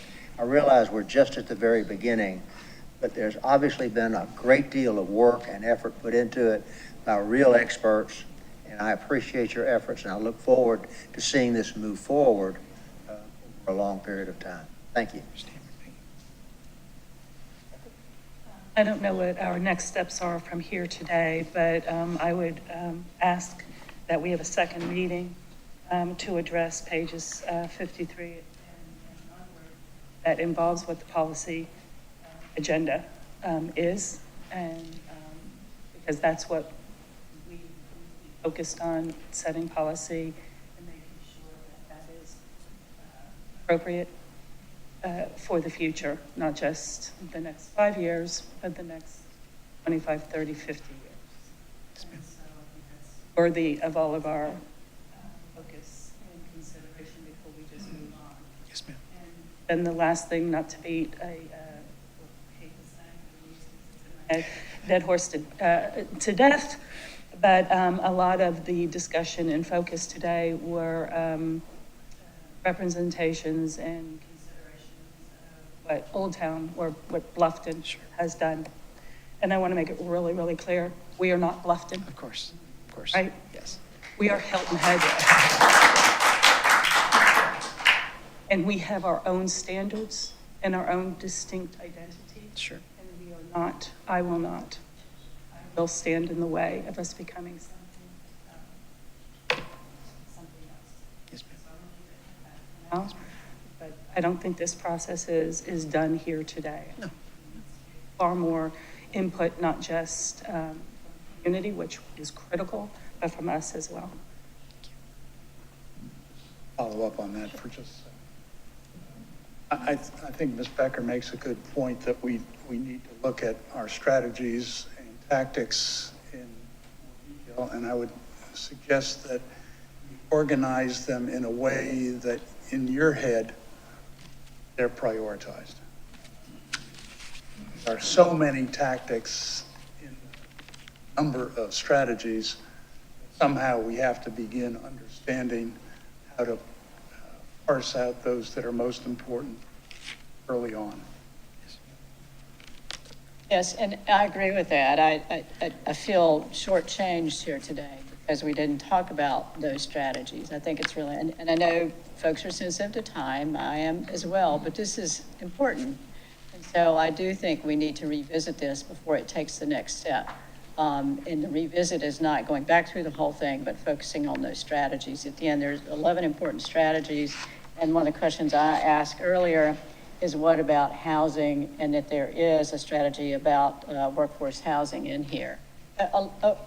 That's one of the 11. And I agree with Ms. Becker on that we need to spend considerable time talking about these, and I agree with Mr. Ames about looking at the focus. Any implementation plan would look at, what do you do first, what do you do second, what do you do third, based on your priorities. So I think it'd be helpful, and certainly part of our responsibility is to help set those priorities.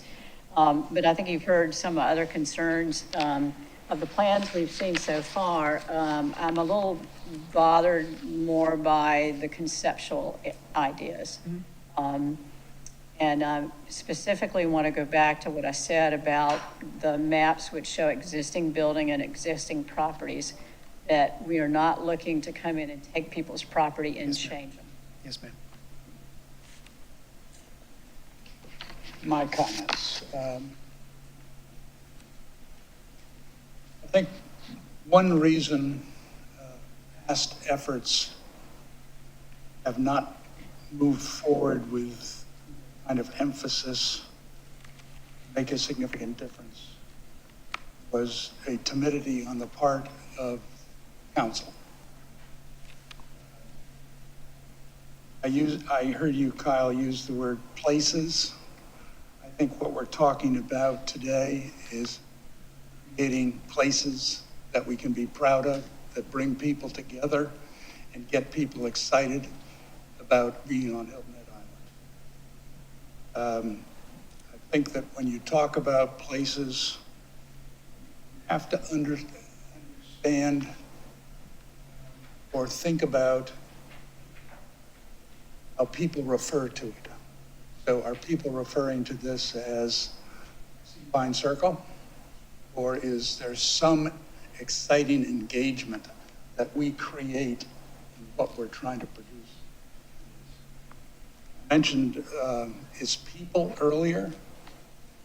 Unless we are really intentional in who we think is going to be the prime mover in a certain neighborhood, I think we're missing a point. I think we're missing an opportunity. So the people living in the Sea Pines area might be very well different, or the people utilizing the area of Sea Pine might be very different than the people who are living or utilizing Palmetto Bay Road, Arrow Road. And so I'm encouraging us to think about on a more granular level who we're trying to serve in these different plans, because general plans don't get us there. I think that our investment is going to be in response to making that kind of decision. I think one other thing that the prior plans did not do in a strategic way was having community shaping investments. We made improvements, but they weren't community shaping, transformative, inspirational, targeted. I think something else that we are going to have to consider in a serious way is and it's in one of your strategies, land purchase strategies. In order for us to make a material change in how people can move about the Arrow Road corridor area, the connectivity that you're talking about, I am anticipating that we're going to have to make some purchases, then repurpose that land in a way that meets the broader objectives of the plan, but also provides an opportunity for the private sector to invest in this area. I think there's, and you touched on this, what is the architectural character of what we're trying to get at? During the late 70s and 80s, all we were doing was building stick buildings and getting them up as soon as possible. That corridor doesn't really have a character other than it's massive. So I think that if we're truly going to try to create something that is memorable, we're probably going to have some sort of architectural vision as well. The last thing, of course, the LMO policies, which you mentioned. Yes, they were a part of the prior efforts.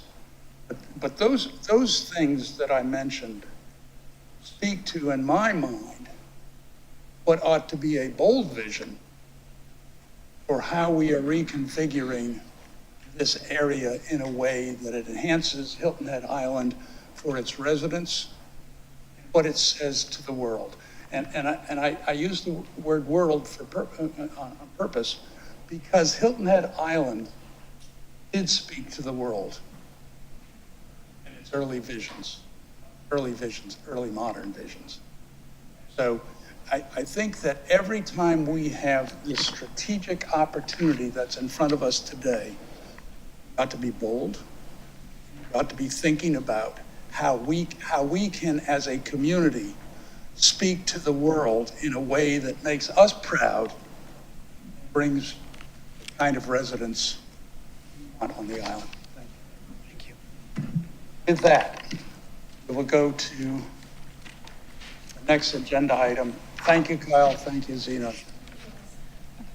Well done. For all your work. That was impressive. Missy, we have a consideration of a proposed ordinance 2023-16 amending Title 16 dealing with FAR and parking. I believe the mayor would like to address the Public Planning Committee and the audience. Yes, thank you. I think it's important to understand why this has come back to the PPC committee. After the last meeting, I posed questions that I didn't have clear answers to. And I therefore asked for a meeting with staff to go over some of these questions. And those questions included what is covered under FAR. Is it heated square feet? Is it a pool house? Is it a garage? Is it a future bonus room over the garage? All these questions, and there are many more questions that go to it. And those answers weren't readily available. And I don't think that they've been posed or answered in such a way that there is clarity to make a decision that affects this community. So I have pushed it back to PPC so the public can hear these questions and answers so that everybody understands what this means to them. I also have questions regarding a cap on a property and what it does to the value of those homes that are above that cap or are above what the proposed FAR is. So somebody that is over that FAR or cap, their property values could increase. Somebody underneath that cap or FAR, their property values could decrease. And we have to have a true understanding as to what this means to everybody. I also have the question as to where does it apply? I know that it does not apply to the PUDs. But what other areas outside of the PUDs does it not apply? And where does it apply? There's also questions about insurance and mortgage, and these have to be discussed as well to have a clear understanding what the effects are to the homeowner that is above and has a disaster. And some of these questions are not going to be able to be answered completely today because they're still under advisement and we're still looking forward. So as we go forward, a voice of reasoning, we got to make certain that we're doing the right thing for the right purpose. I've also asked questions about pervious versus impervious on a lot. While we don't have those requirements, might that be something that needs to be discussed for the future? So there's a lot of different elements that go into what we're talking about, and I think we need to take the emotion out of it and go off of the facts so that we're making those right decisions. That is why I pushed it back to PPC. Yes, we have got to have something in place that protects our communities.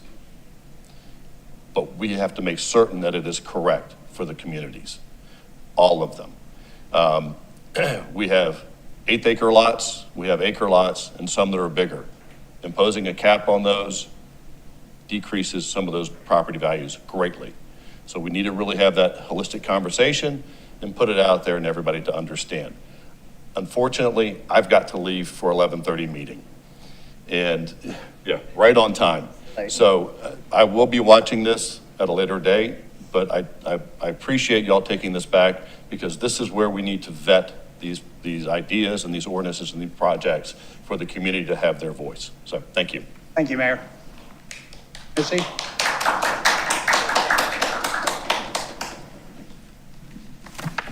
Thank you. Okay, so we are back in front of Public Planning Committee again to talk about this. We're not going to cover all of the slides that we covered last month, but tried to focus in on some of the questions that were raised. This slide deck does show several illustrations and examples of floor area ratios throughout the island. We also will cover what the purpose was for these amendments, and we'll go through some of that as we'll follow. So overall, this was to establish. Mr. Chair, if I Sorry. could have entered it in the record, I don't know where. I just have a procedural objection to revisiting this matter based on the process followed. So if I could note that for the record, and hopefully our clerk will record that. So the purpose was to establish regulations for single-family floor area ratio requirements to effectively regulate the volume and placement of homes on a parcel. And then also parking requirements to better align the single-family use type to the size of the dwelling unit.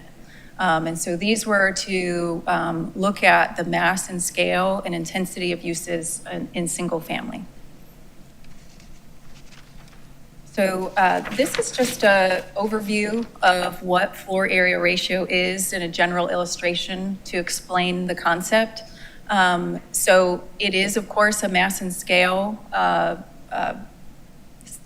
detriment or regulation, and it regulates that bulk or that volume. It's a ratio of a structure in relation to the size of the property, and it's described as a decimal number. So you can see on the graphic here, there's a structure that has a gross floor area. It's divided by the lot area, and that gives you the floor area ratio. And we're going to go through several examples of that later in the slides.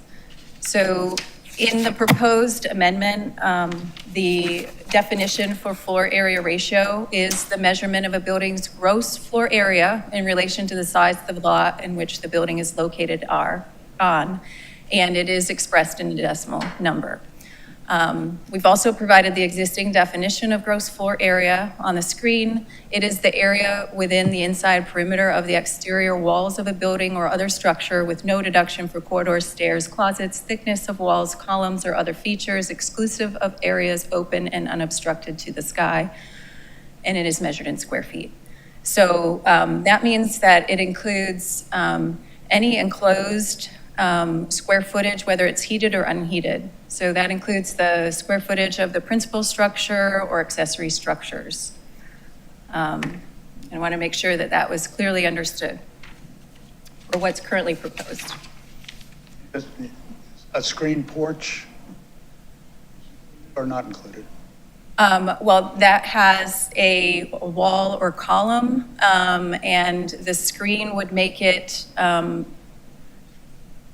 it would not be open and unobstructed to the sky, so it would be part of gross floor area. If it was open without the walls, if it was just columns with a roof, then it's unobstructed.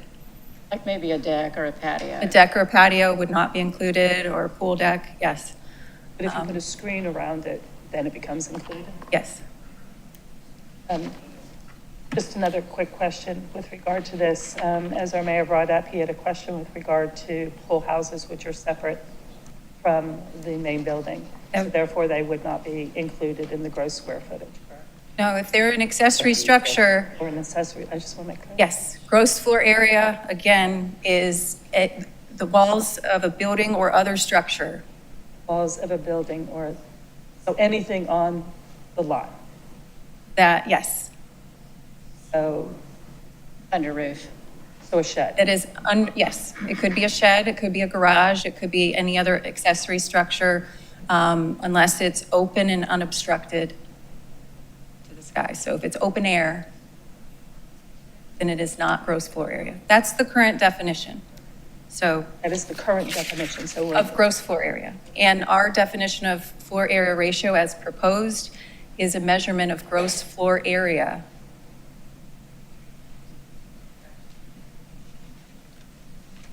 So anywhere on the island currently where there is a floor area ratio requirement. Holiday homes, Valleyfield, those, they include all of those structures, and just as it's defined right here. So when y'all review a plan in those areas, you take into consideration all of that. Yes.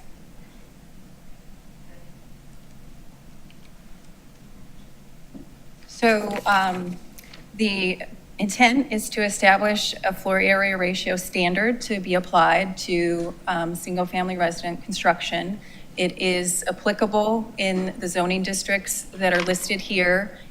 So these are the zoning districts that allow single-family use type that excludes the PD1 districts, and there's a map on the following slide. What currently is proposed in the amendment is a floor area ratio of 0.32 and a cap of a home size not to exceed 4,000 square feet. What also is proposed currently are some changes for the existing overlays. These neighborhood character overlay districts currently do have a floor area ratio in place, as well as a maximum house size.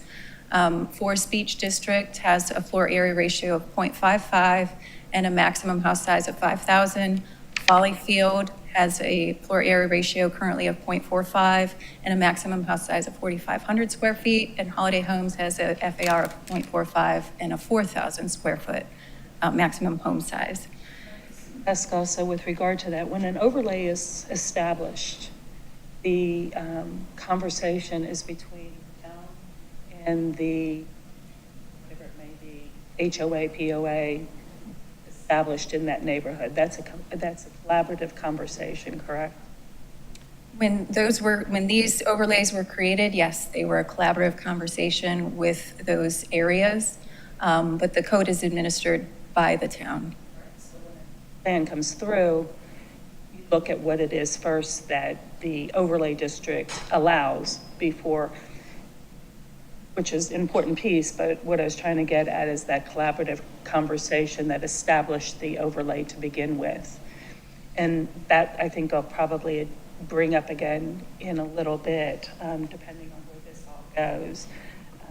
Because other than the PUDs, as I understand it, this would apply to that 30% outside of the gates, where there are already established collaborative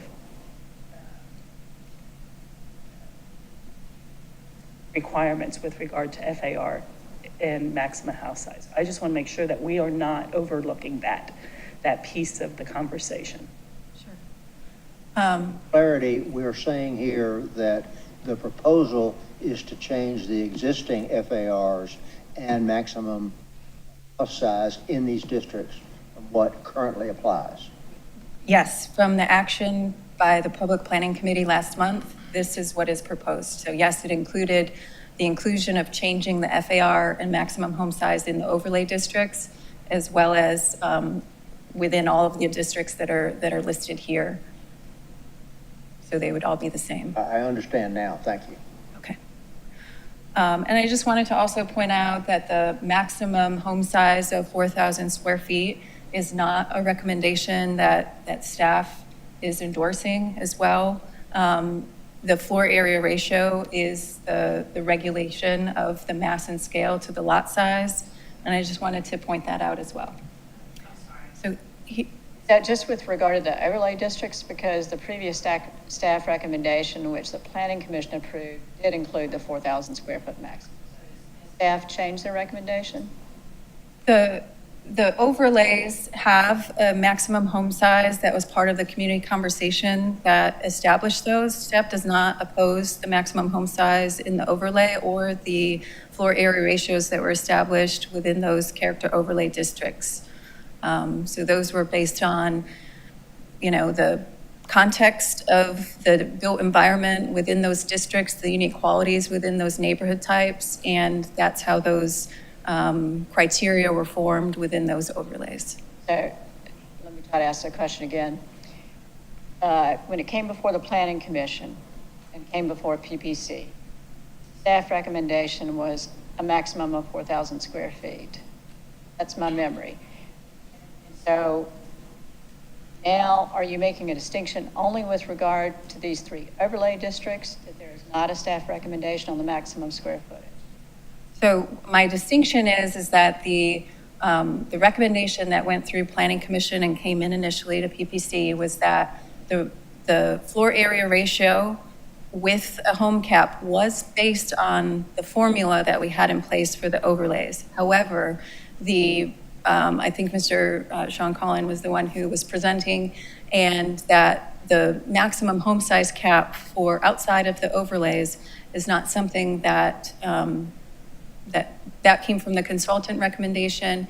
It is based on our existing formula, but the floor area ratio, that decimal, is what would regulate the mass and scale.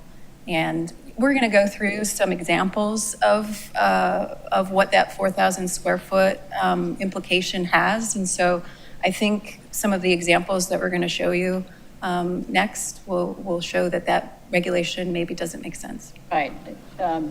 So is there a change in the staff recommendation today as compared to what the staff was recommending before Planning Commission, Public Planning Committee? Has the staff changed its recommendations? Yes, we are not recommending a maximum cap of 4,000 square feet. Anywhere? We Except for are, the 3 overlay districts? except for the 3 overlay districts. So is the way they are. So that's a change in the staff recommendation. Yes. All right.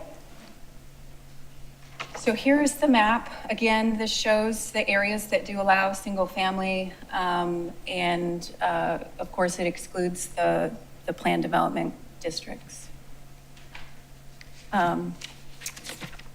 Floor area ratio was reviewed. This data set was reviewed that does show the average floor area ratio based on the available data that we had in the various zoning districts, the average building square footage, the average lot size, and then the average floor area ratio that resulted.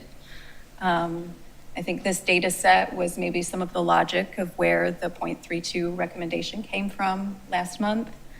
And again, on this slide, for context, this shows the neighborhood overlays, their existing requirements, and then the proposed. Those figures were from actual data building permits,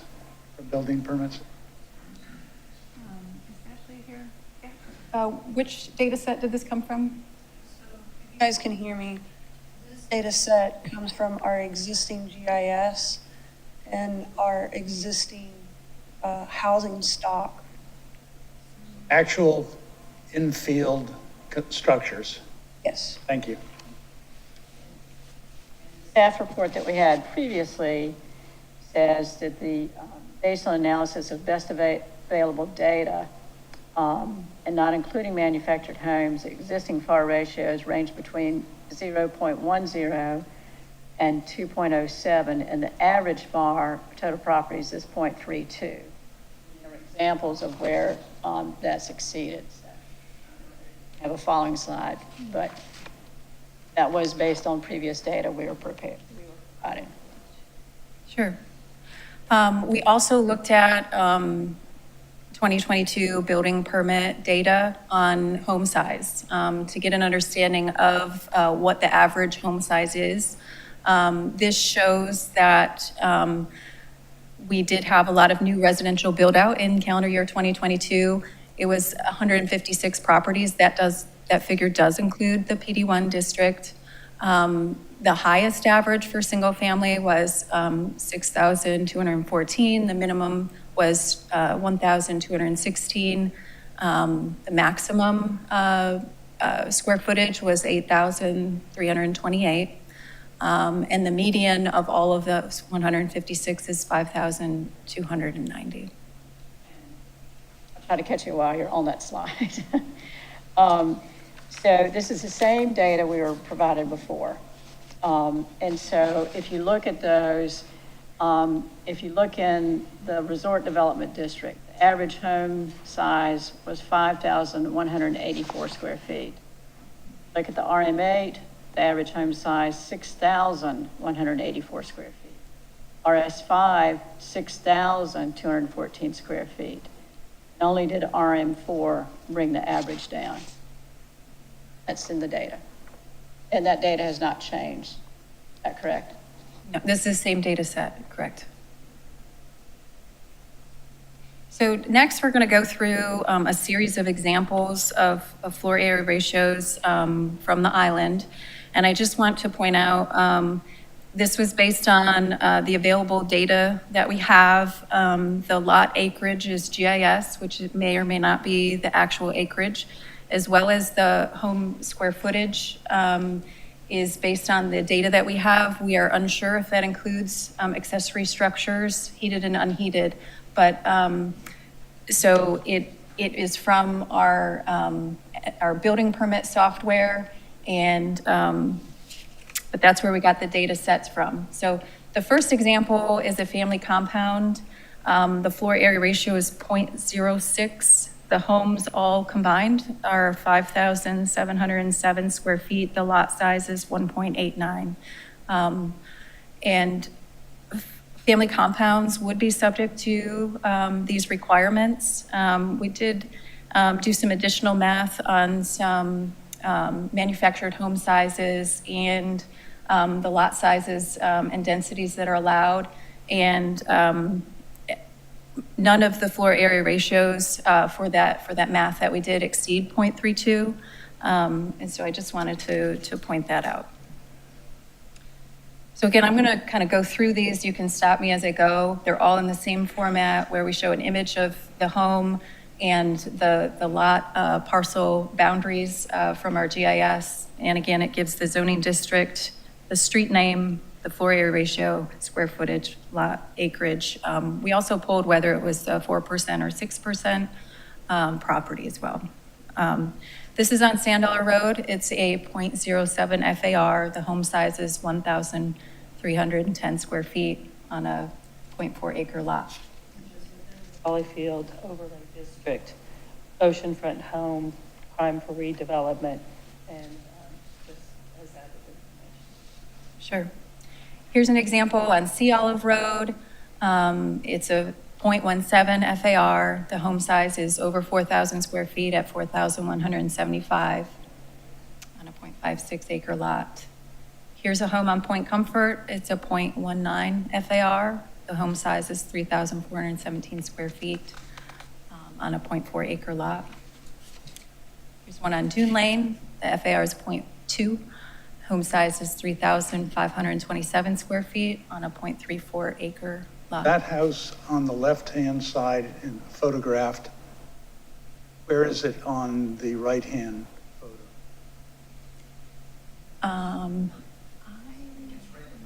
It's one of the ones in the One right middle. in the middle? Thank you. This is a home on Walking Horse. It's a FAR of 0.21. It's in the RM4 zoning district. The home size is over 4,000 square feet at 4,170 on a 0.46 acre lot.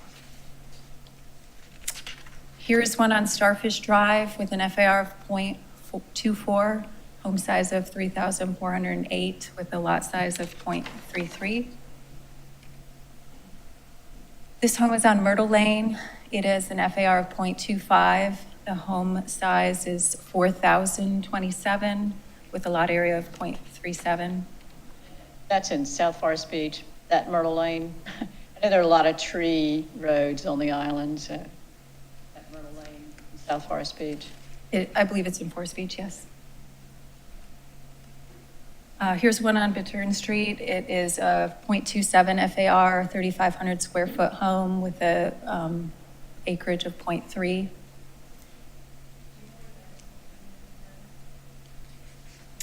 I didn't pull this data. Since we were identifying others. I can, if you have a question on that, I can get back to you on that. Here's one on Burks Beach Road. It is zoned RM8. It is an FAR of 0.28. Home square footage is 3,563 on a 0.3 acre lot. Here's one on Rowboat Road.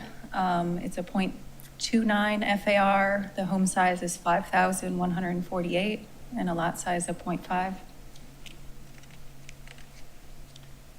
Firethorn Lane, FAR of 0.31, home size of 4,588 with a 0.34 acre lot. Here's one on Myrtle Lane. This is right at 0.32. The home size is 4,436 and the lot size is 0.32. This home is on Folly Field Road. It has an FAR of 0.32, home square footage of 3,585 on a 0.25 acre lot. This home is on South Forest Beach with a 0.32 FAR and a home square footage of 3,883, and the lot area is While we're on that slide, let me just point out the amount of concrete in front of that house. That's important to our discussion later on in the conversation. Thanks. Was actually, David, thank you. Part of my thought, and I figured it would come up later. If you're paying attention, and I hope everyone is.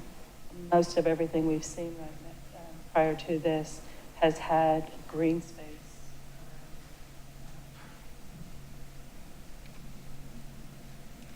This home is on Sand Dollar Road. The FAR is 0.33. The home square footage is 4,750 and the lot acreage is 0.33.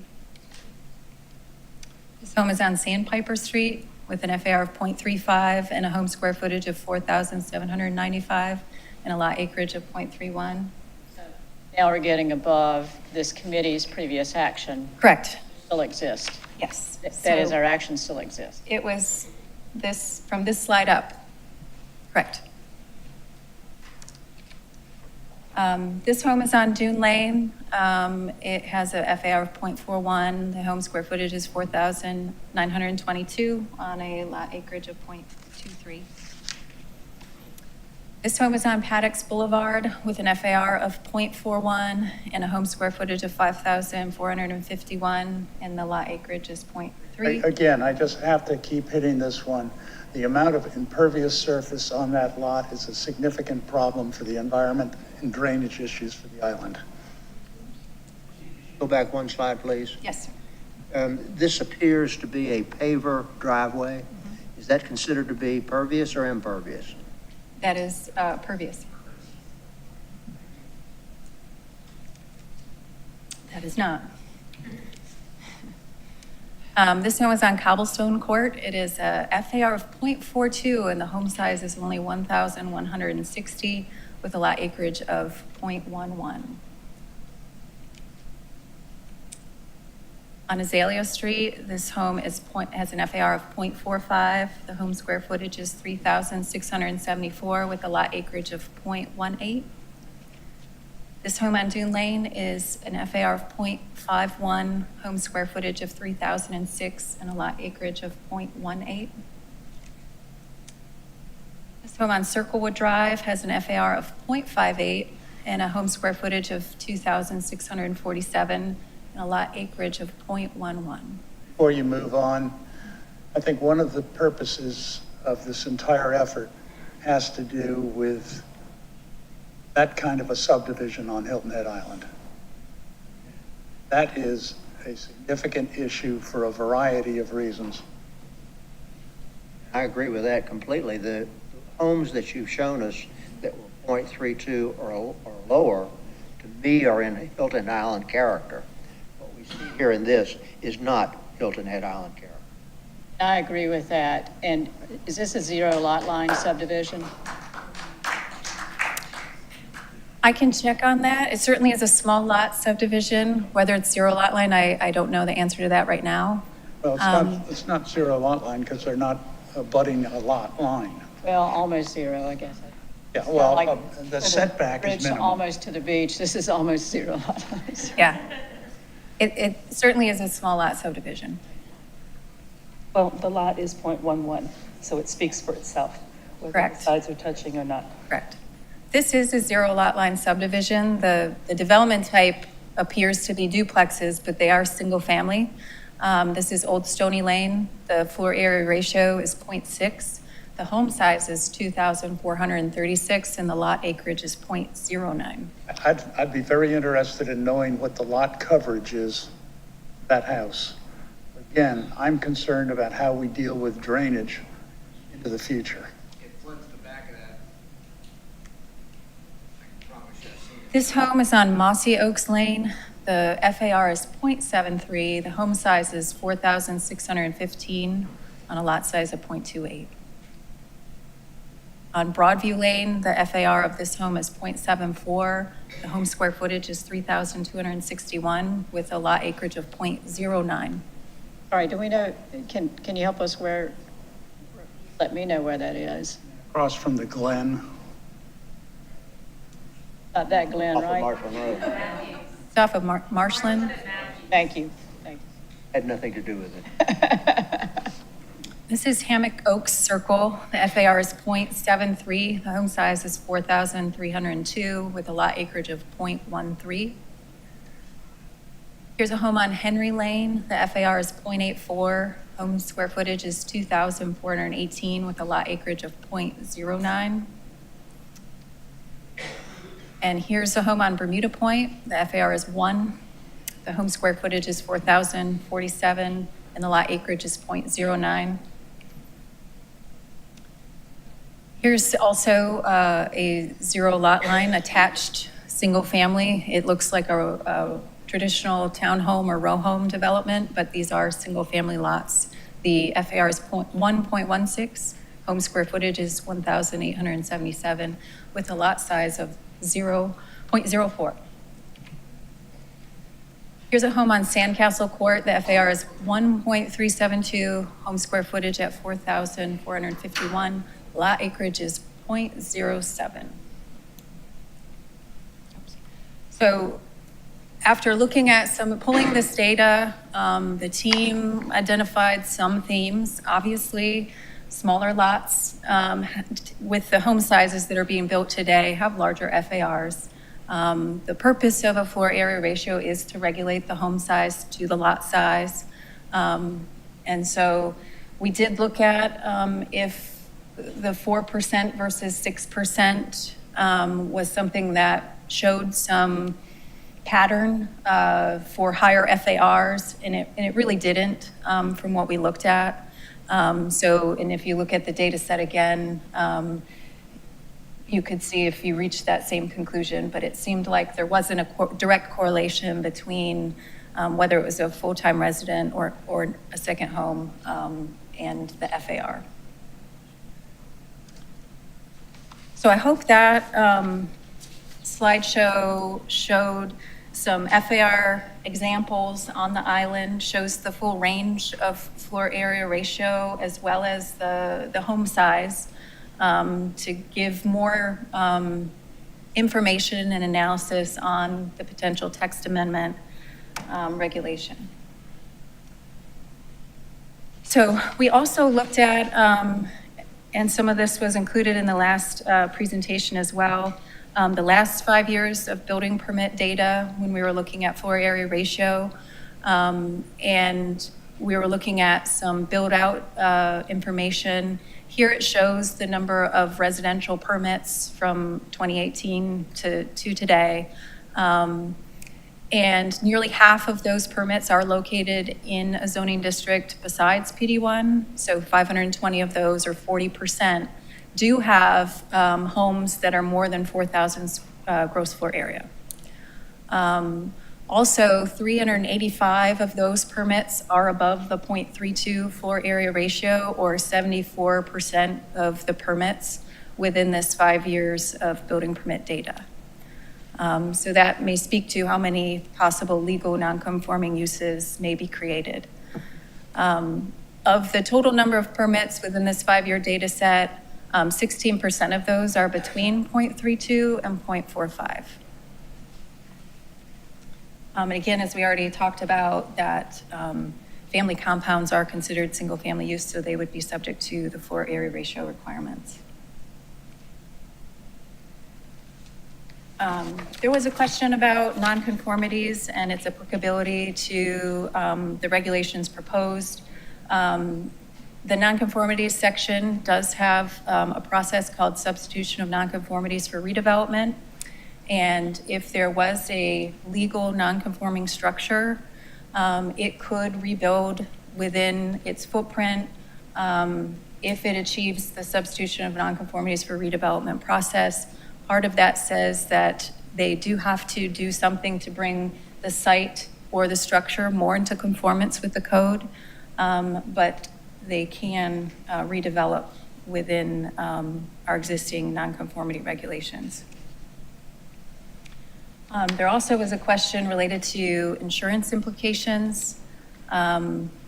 We don't fully have an answer on that, but insurance is typically based on replacement costs, and if the home can be rebuilt, then there should be minimal impacts on insurance. However, we're still working on a full, complete answer to the insurance implication question. So that is the completion of the FAR portion of the presentation. And if there are questions or if there's additional information that we didn't provide today that you still need, we can certainly bring that forward. And I want to know if the imagery that we supplied are the examples from across the island that gives a better understanding of what the implications are for a floor area ratio and a possible maximum home size cap. And so I hope that we've provided additional information that you can make a good decision with. All right. You can make a presentation after we take action on this. Is that your recommendation? Or I could continue and go through the parking. It is up to you. Why don't you do the parking, and then we'll try to do both at the same time. Okay. So what is parking? So we have off-street parking are to minimize spillover parking on public streets and to ensure a safe and efficient supply of parking that's adequate to the development that's on the ground. Parking calculations are routinely calculated by accounting for the gross floor area or square footage. Our residential parking supply is based on a certain number of spaces per dwelling unit and then a gross floor area therefrom. This chart shows in the first column, it identifies some of the options that were looked at. Our existing regulations are in the top row. So the current code says that we calculate parking for single family as 2 per dwelling unit plus 1 per 1,250 gross floor area over 4,000. And the arrow at the bottom column shows what PPC recommended last month, that we change our regulations to 2 per dwelling unit plus 1 per 750 gross floor area over 200. And then you can compare that at a smaller home size. The impact out of a 2,500 square foot home would be 1 additional parking space. A 3,500 square foot home would be 2 more parking spaces, and so on and so forth. So you can see a 6,000 square foot home would have 4 additional spaces as part of this. This is what the table outlines. And so, and various options for regulating parking were analyzed, and what those changes could be based on square footage of a home.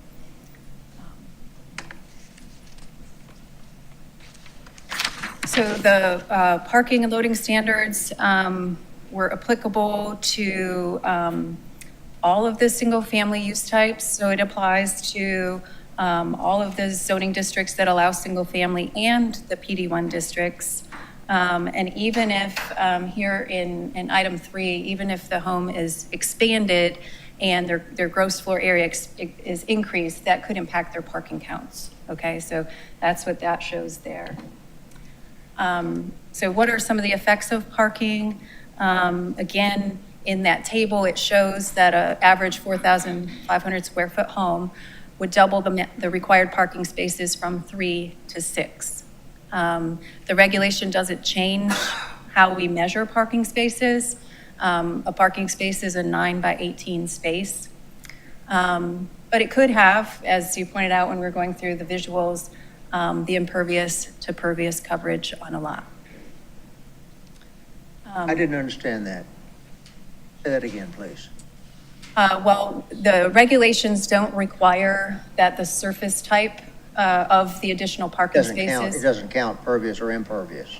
Currently, no. As drafted, it does Sorry, I not. just didn't understand. I'm with you now. Sure, yeah.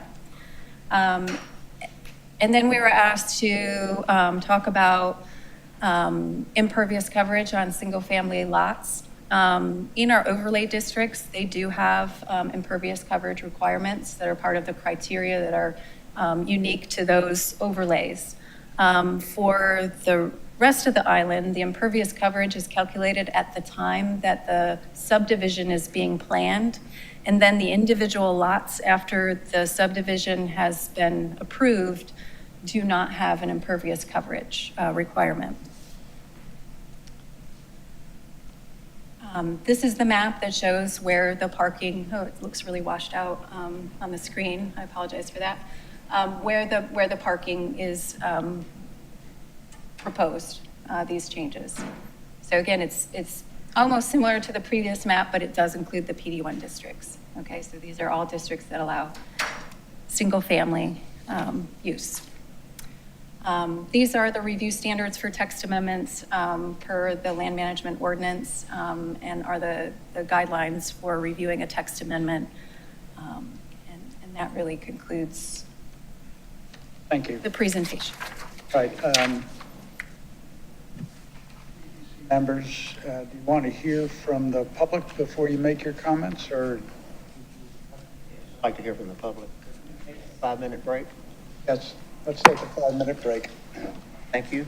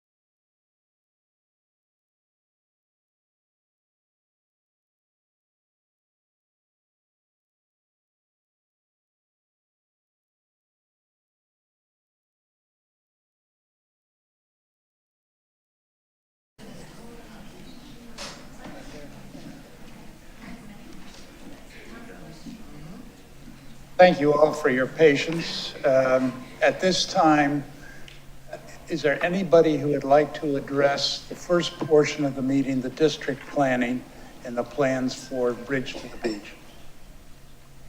Please. On up.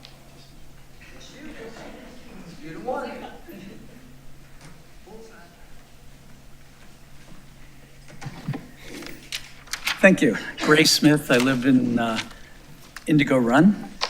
And I had some reactions that I made notes on, so I don't have a prepared thing, but I'm just going to kind of read off the notes. And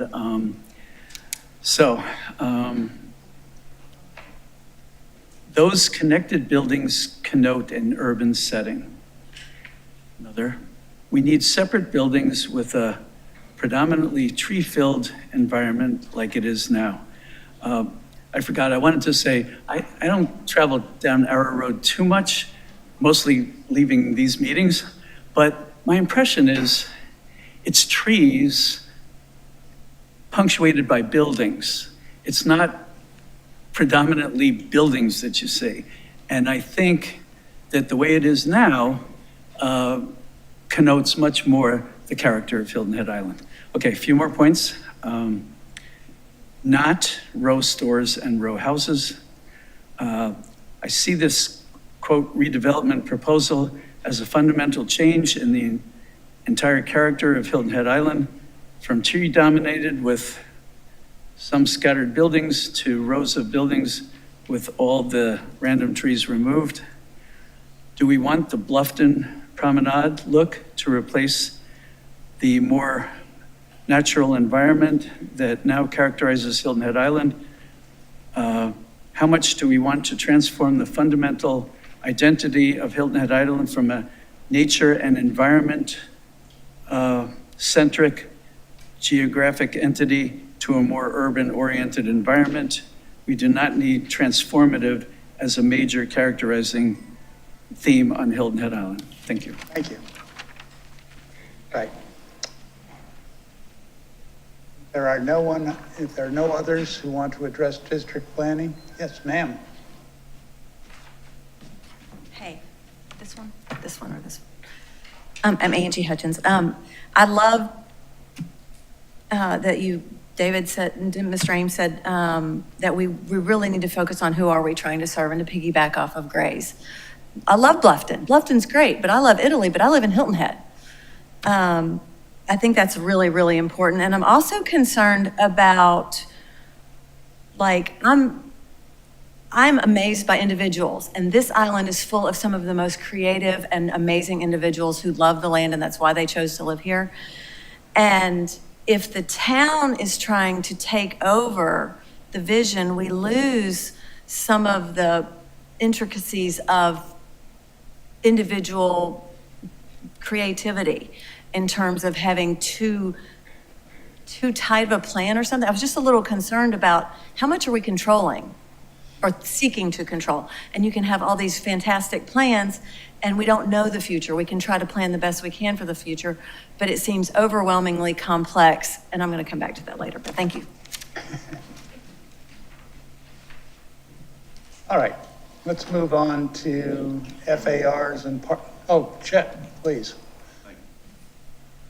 I'm Chester Williams, and I've just mentioned this to Missy, but I'm not sure she's correct when she says that screened porches are included in the calculation of gross floor area, because the definition says the area within the perimeter of the exterior walls of the building.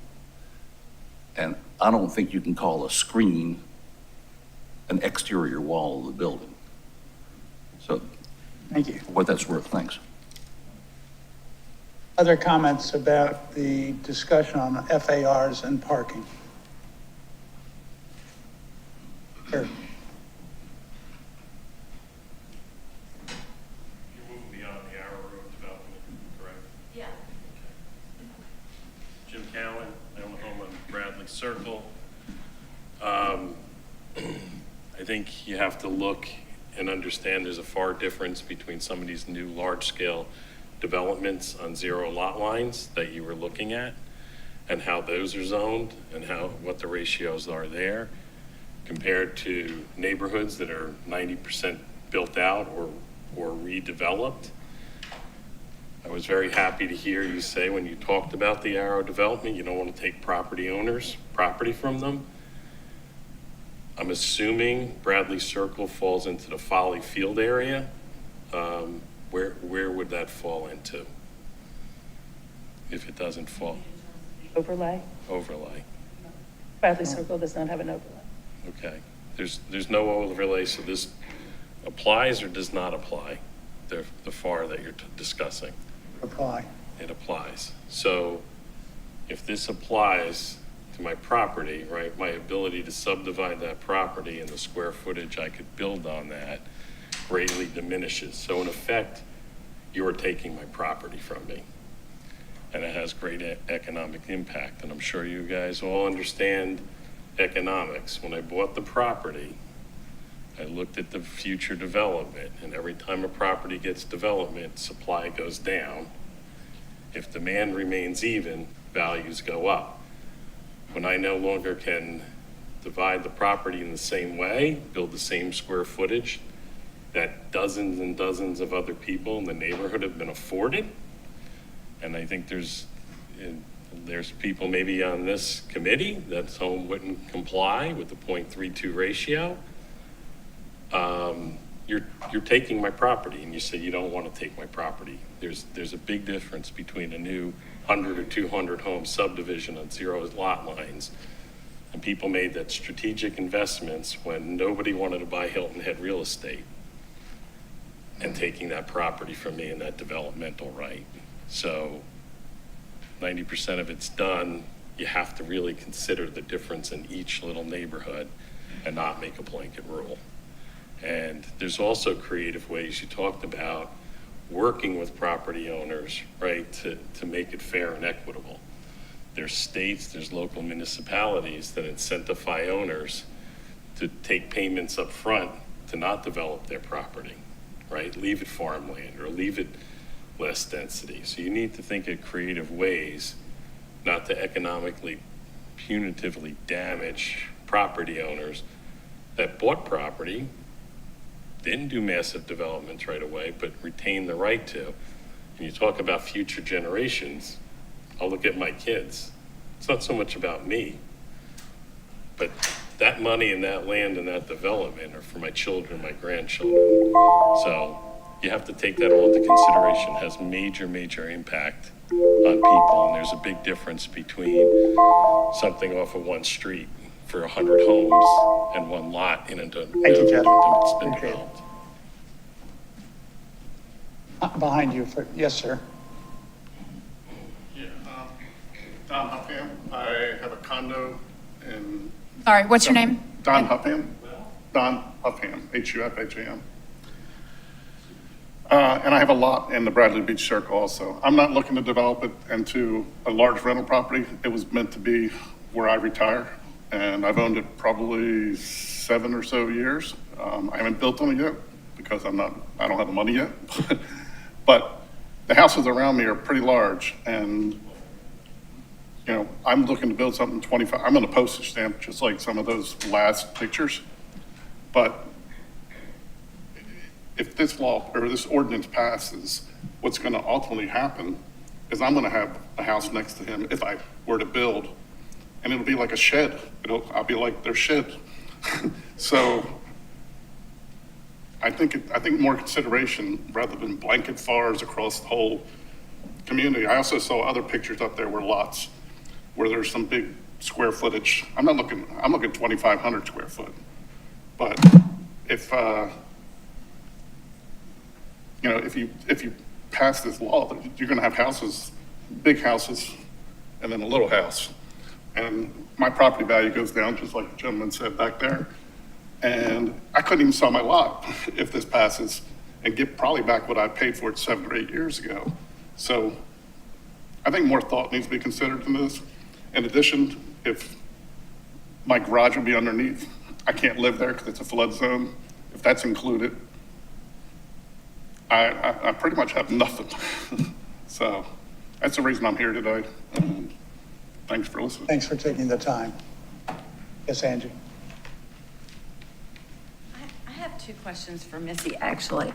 The square footage that you gave us in the wonderful presentation, that was including the unheated and everything. Can I ask that? Well, let me make the suggestion. Well, because it would change all those ratios. Verbalize your questions, Okay. and then at the end of the meeting, you and Missy.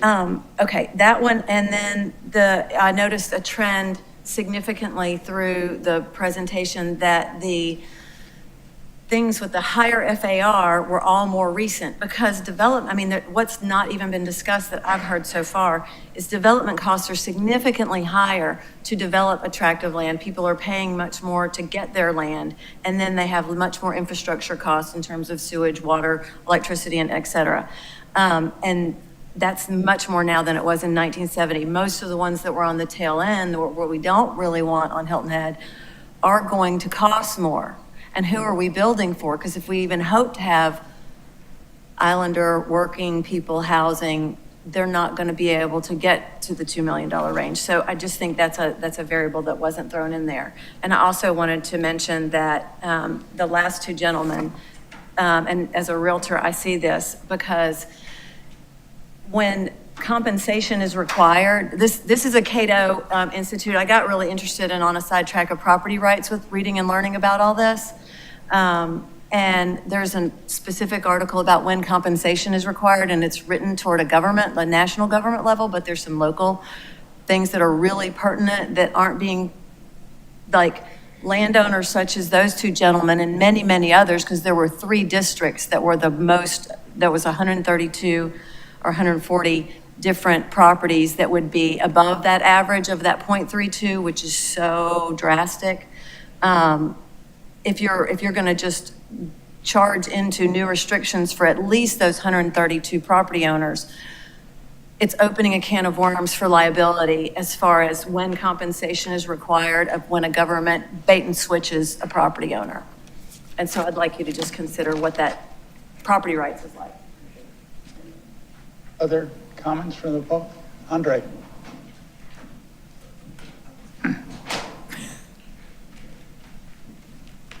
Hi, good morning. Andre White, 282 Beach City Road.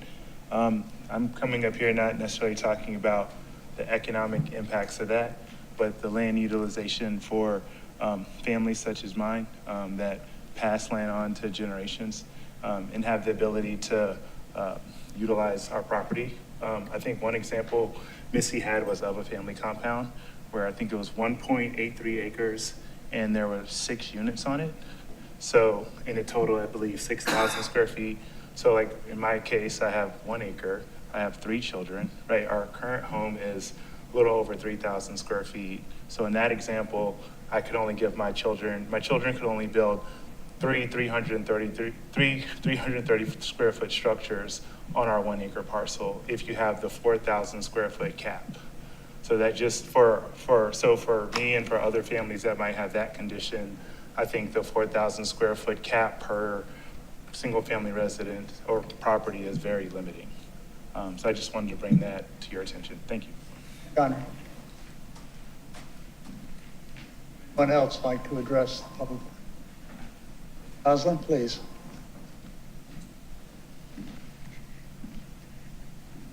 Can you hear me? Yes. Good morning, Chairman and members of the Hilton Head Public Planning Committee. My name is Jocelyn Steiger, and I appreciate the opportunity to address you today on behalf of the 1,600 plus members regarding the proposed floor area ratio amendment to the Land Management Ordinance. While we acknowledge the importance of responsible development and preserving the unique character of our island, we believe it is equally vital to protect the property rights of residents and landowners. The proposed FAR amendment, in our opinion, leans too heavily toward regulation and requires careful consideration to strike a balance between preservation and individual rights. Hilton Head Island has a rich history of home ownership and property rights. Residents have made substantial investments in their properties, and these investments should be respected. It is crucial that any proposed amendments to the LMO take into account the impact on private property rights and the ability of homeowners to enjoy their properties to its highest and best use. We encourage the committee to thoroughly review the proposed amendment to ensure it doesn't unduly restrict homeowners' ability to make reasonable modifications or improvements to their properties.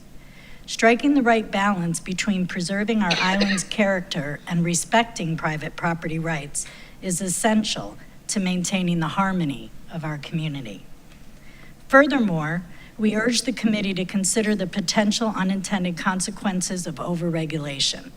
While we all want to protect Hilton Head Island's natural beauty and unique charm, we should be cautious about stifling innovation and economic growth.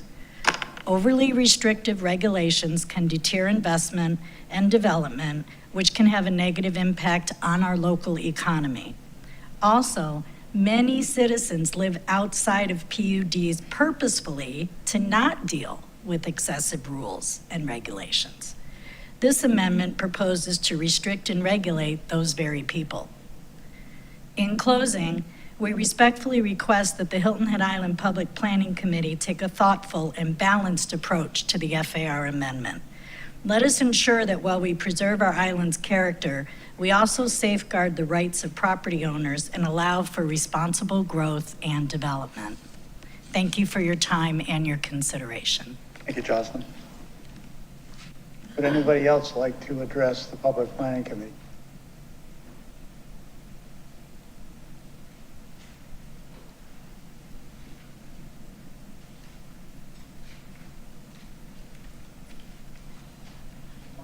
Good morning. One of these days I'm going to get up here and not be so nervous when I speak. My name is Dee Anthony. I live on Walking Horse Street off of Jonesville Road. Thank you guys for listening to all of us. I would like to thank all of you for your time, everything you do, listening to us, but I want to bring to your attention the people that come here.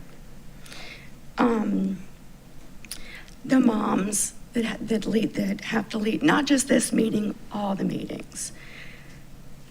I better read it instead of trying to wing it. I want y'all to realize that we have people here watching from home, live or later, that take the time off of work, change doctor's appointments, mothers making arrangements to have their children picked up from school, people with bad backs that can barely sit in these chairs. And I personally have sat in here in chambers with my own grandchildren to be at a meeting. We all just want to be heard. Some of us feel like we're not being heard, and we're constant, we're showing up, we're telling y'all what we want.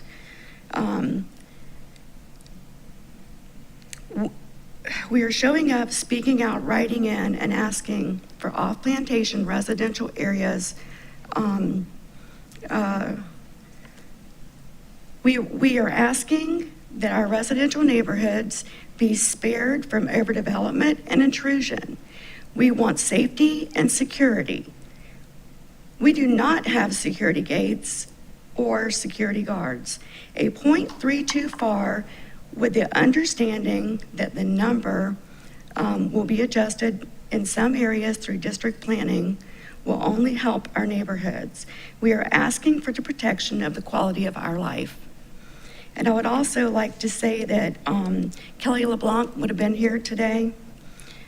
She is with her husband right now. He is having bypass surgery. So I would really like for us to all pray for Newton and be thinking about Newton. Thank you.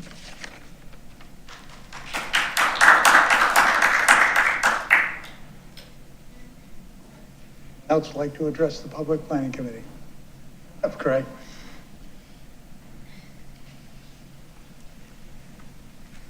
I thought it was very instructive as Missy went through all those pictures and the increasing FAR density.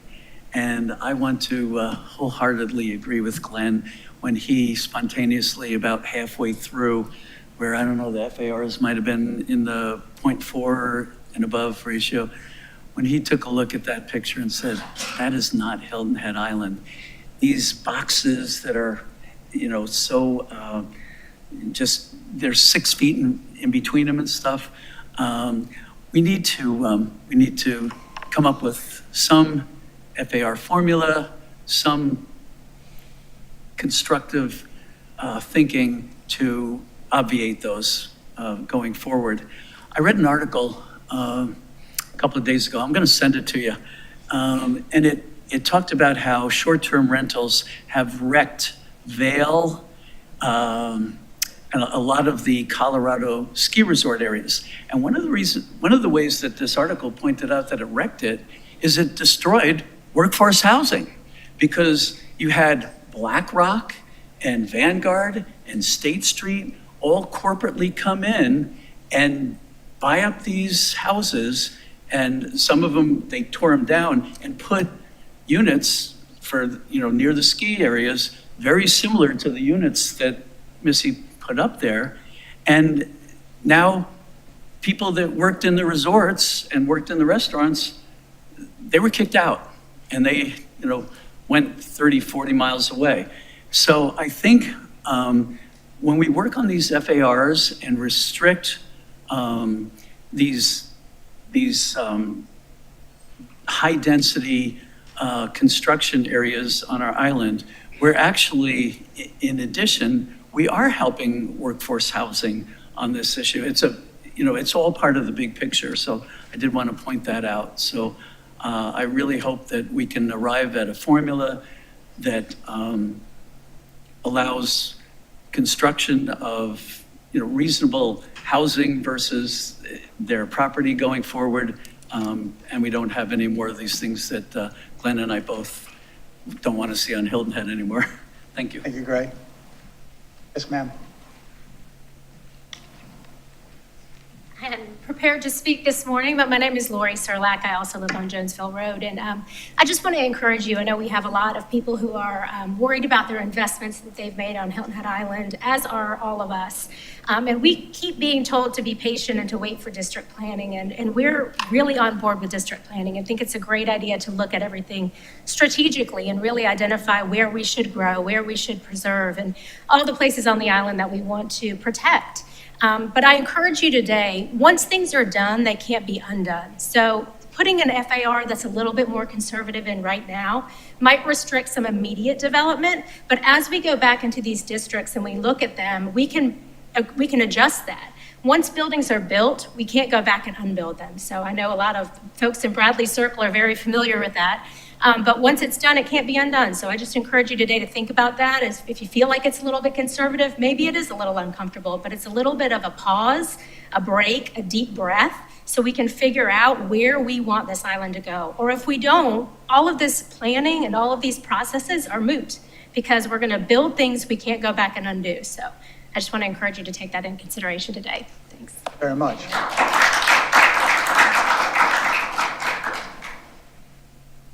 Anyone else would like to address? Bring it back to the dais. Oh, beg your pardon. Hi, my name's Lisa Fleming. I don't have a lot to say. I would just kind of encourage that the focus is on kind of preserving, protecting. I like a lot of the things that are happening, but part of what I see with the second part is that there's probably a lot of unintended consequences that will happen if all of the bigger picture isn't really paid attention to. So for instance, like what Mr. Mayor was saying earlier about kind of looking a little bit deeper into how this affects property rights, property values, looking at the whole island. Like, I don't want to say we're kind of a little bit late for this conversation, but what some of those properties that do have almost like that zero boundary, personally, I'm not necessarily like, oh, that's a great asset. However, it's an asset to some people because you're looking at values and affordability and that kind of thing. So to me, I think that focusing on looking at those deeper questions, the unintended consequences that could happen. How do you insure your property? You know, if you have a property that is maybe a fire, you have a total loss and you have to rebuild, what are these now going to impress upon people who, I mean, the new rules and regulations? And is that something that you are now gonna say, well, you're this property, but you can only be this property now because of that? The ratio seems very small. I don't think that the current ratios are, you know, really limiting people, or, I mean, overextending people or whatever. I think the square footage, the current parameters seem like they're pretty fair, but a lot of times people move into these communities that are not the larger PUDs, that because they're in that live and let live type of environment, and that's why they moved here. So those are the things that I kind of think of. I think they are also going to affect our Native Islanders and their values. I think that's a big thing, and that unintended consequence that you have to kind of look at. So there's some really, I think, broader perspective that needs to be taken. And lastly, I'll say some of these people who are in the Forest Beach area, yeah. 3 minutes are up. Oh, I'm sorry. They're second homeowners and they bought for a certain reason. And if you take that away, you know, they don't have a voice. So anyway, that's it. Thank you for. Okay. Anyone else who would like to address the public? Why did I know this was going to happen? Daniel Anthony. I live on Jonesville. I'll be brief because it's been a long morning.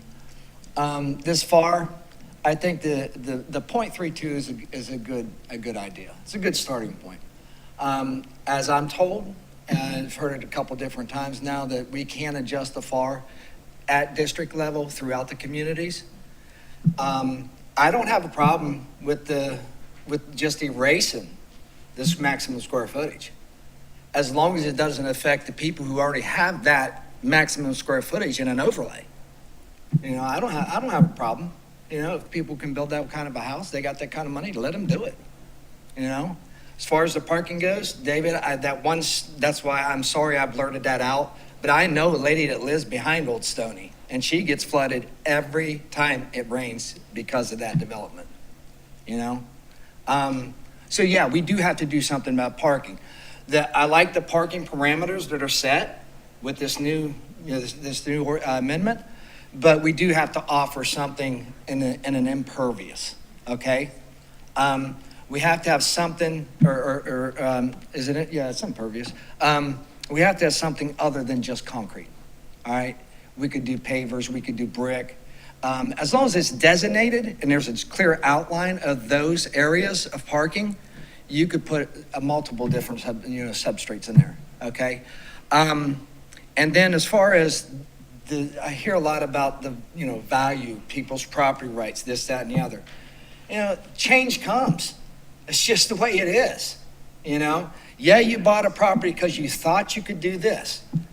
Things changed. Now you can't do it anymore, you know? I'm a builder. You know, I go out there and I bust my butt every day. Somebody can't expect me to build something today for the same price I built it 5 years ago, under the same guidelines. They change. Our codes change almost monthly, and we have to adapt. We have to change. So, we've got to control this. I think this is the right approach to doing it, but you're not going to make everybody happy doing it. It's just that clear.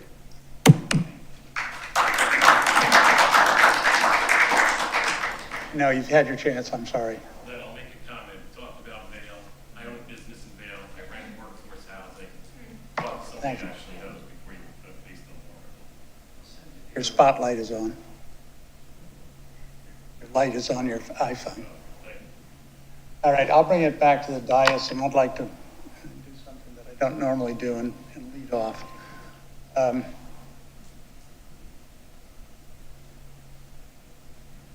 what we are discussing today, an FAR and a parking ratio, is only a fraction of what this community needs to do in order to control growth in a way that we get to where we want to go. Impervious coverage, significant issue, short-term and long-term. We're only going to have more significant issues with drainage on this island. Hilton Head Island design planning. This isn't going to solve that, but what it does address is the mass and scale of a building on a piece of property. That is important because we see a proliferation of regional developers coming onto the island and not doing the kind of environmentally sensitive planning that we're used to.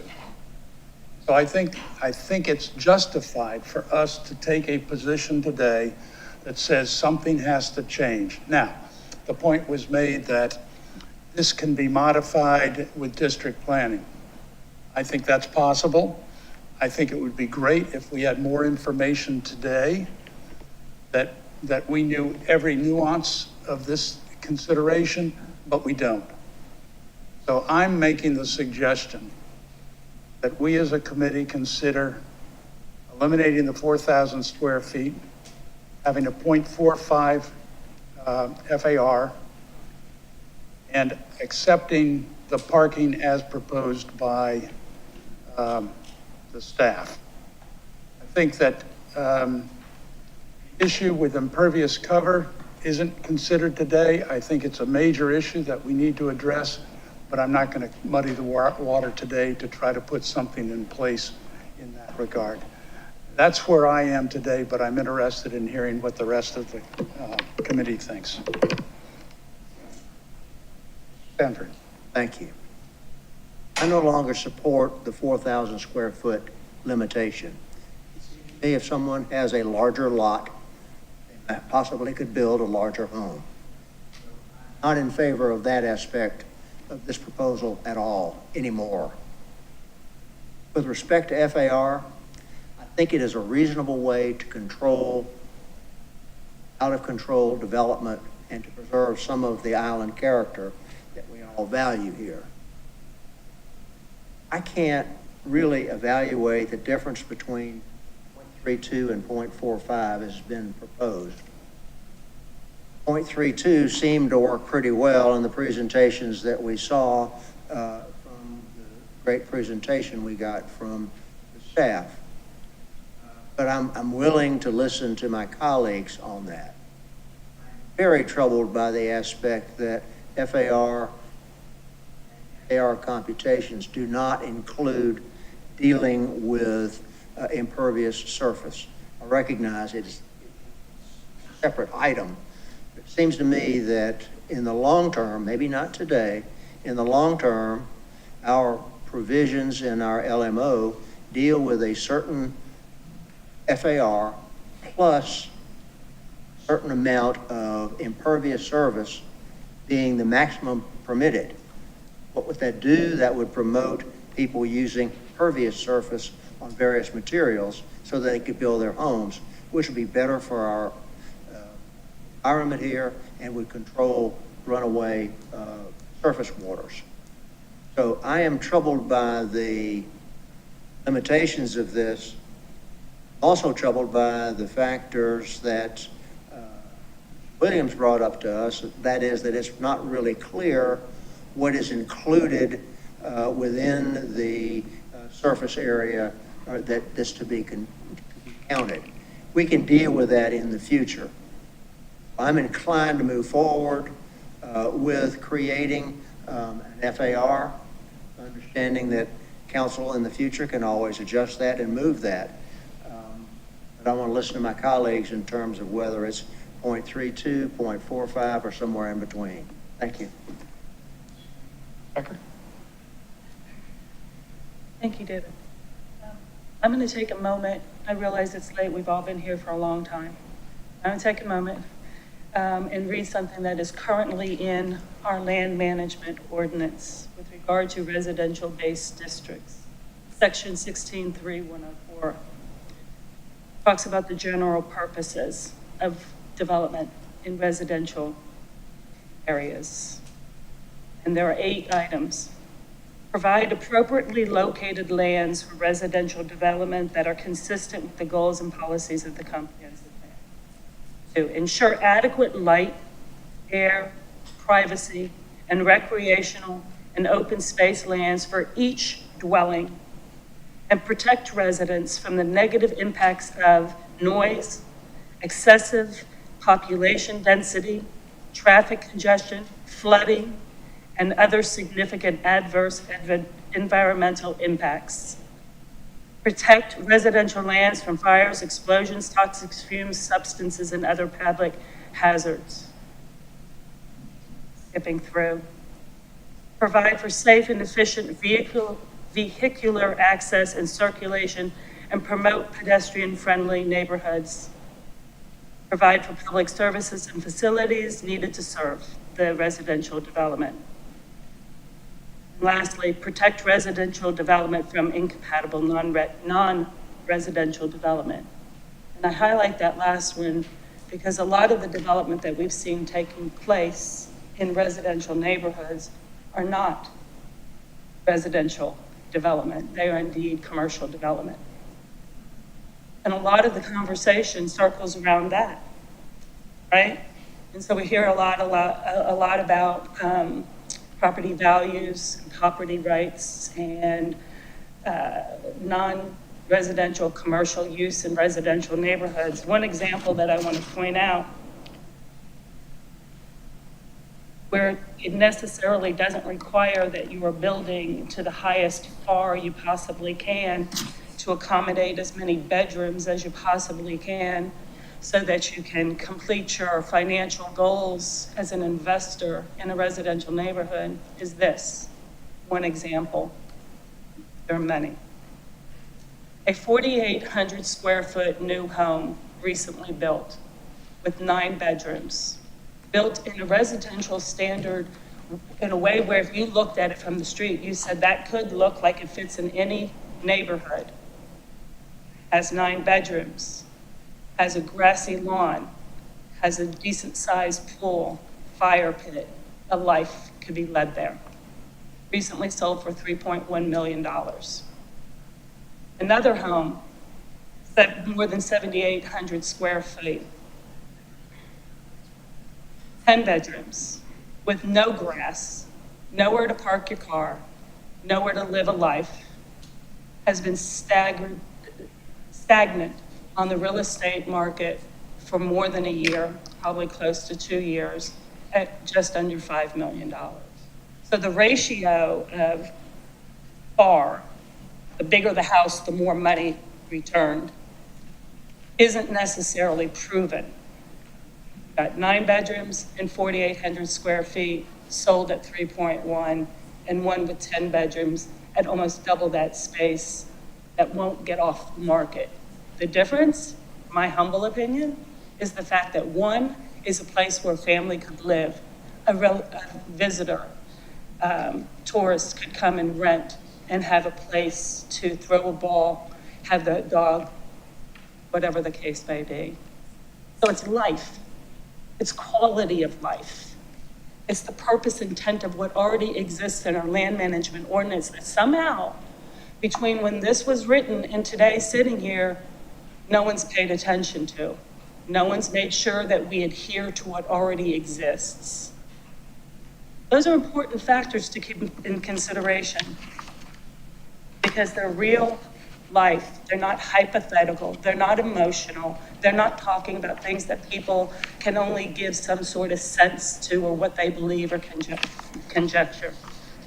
So that's my real life example. This is a real life document that lives with us today. We need to get back to it. Pervious and impervious has got to be a part of this conversation. How it has not been in the past is absolutely beyond me. Single-family residential lots should have a pervious-impervious relationship. It's the reason we now have folks who have built a home on every 4 corner of their building envelopes. We can't change necessarily the setbacks and the buffers because when you're talking about lots that sometimes are only 40 feet wide, If you do that more than what we are at today, you'll have a home that no one can fit through unless they walk sideways. That's not a home.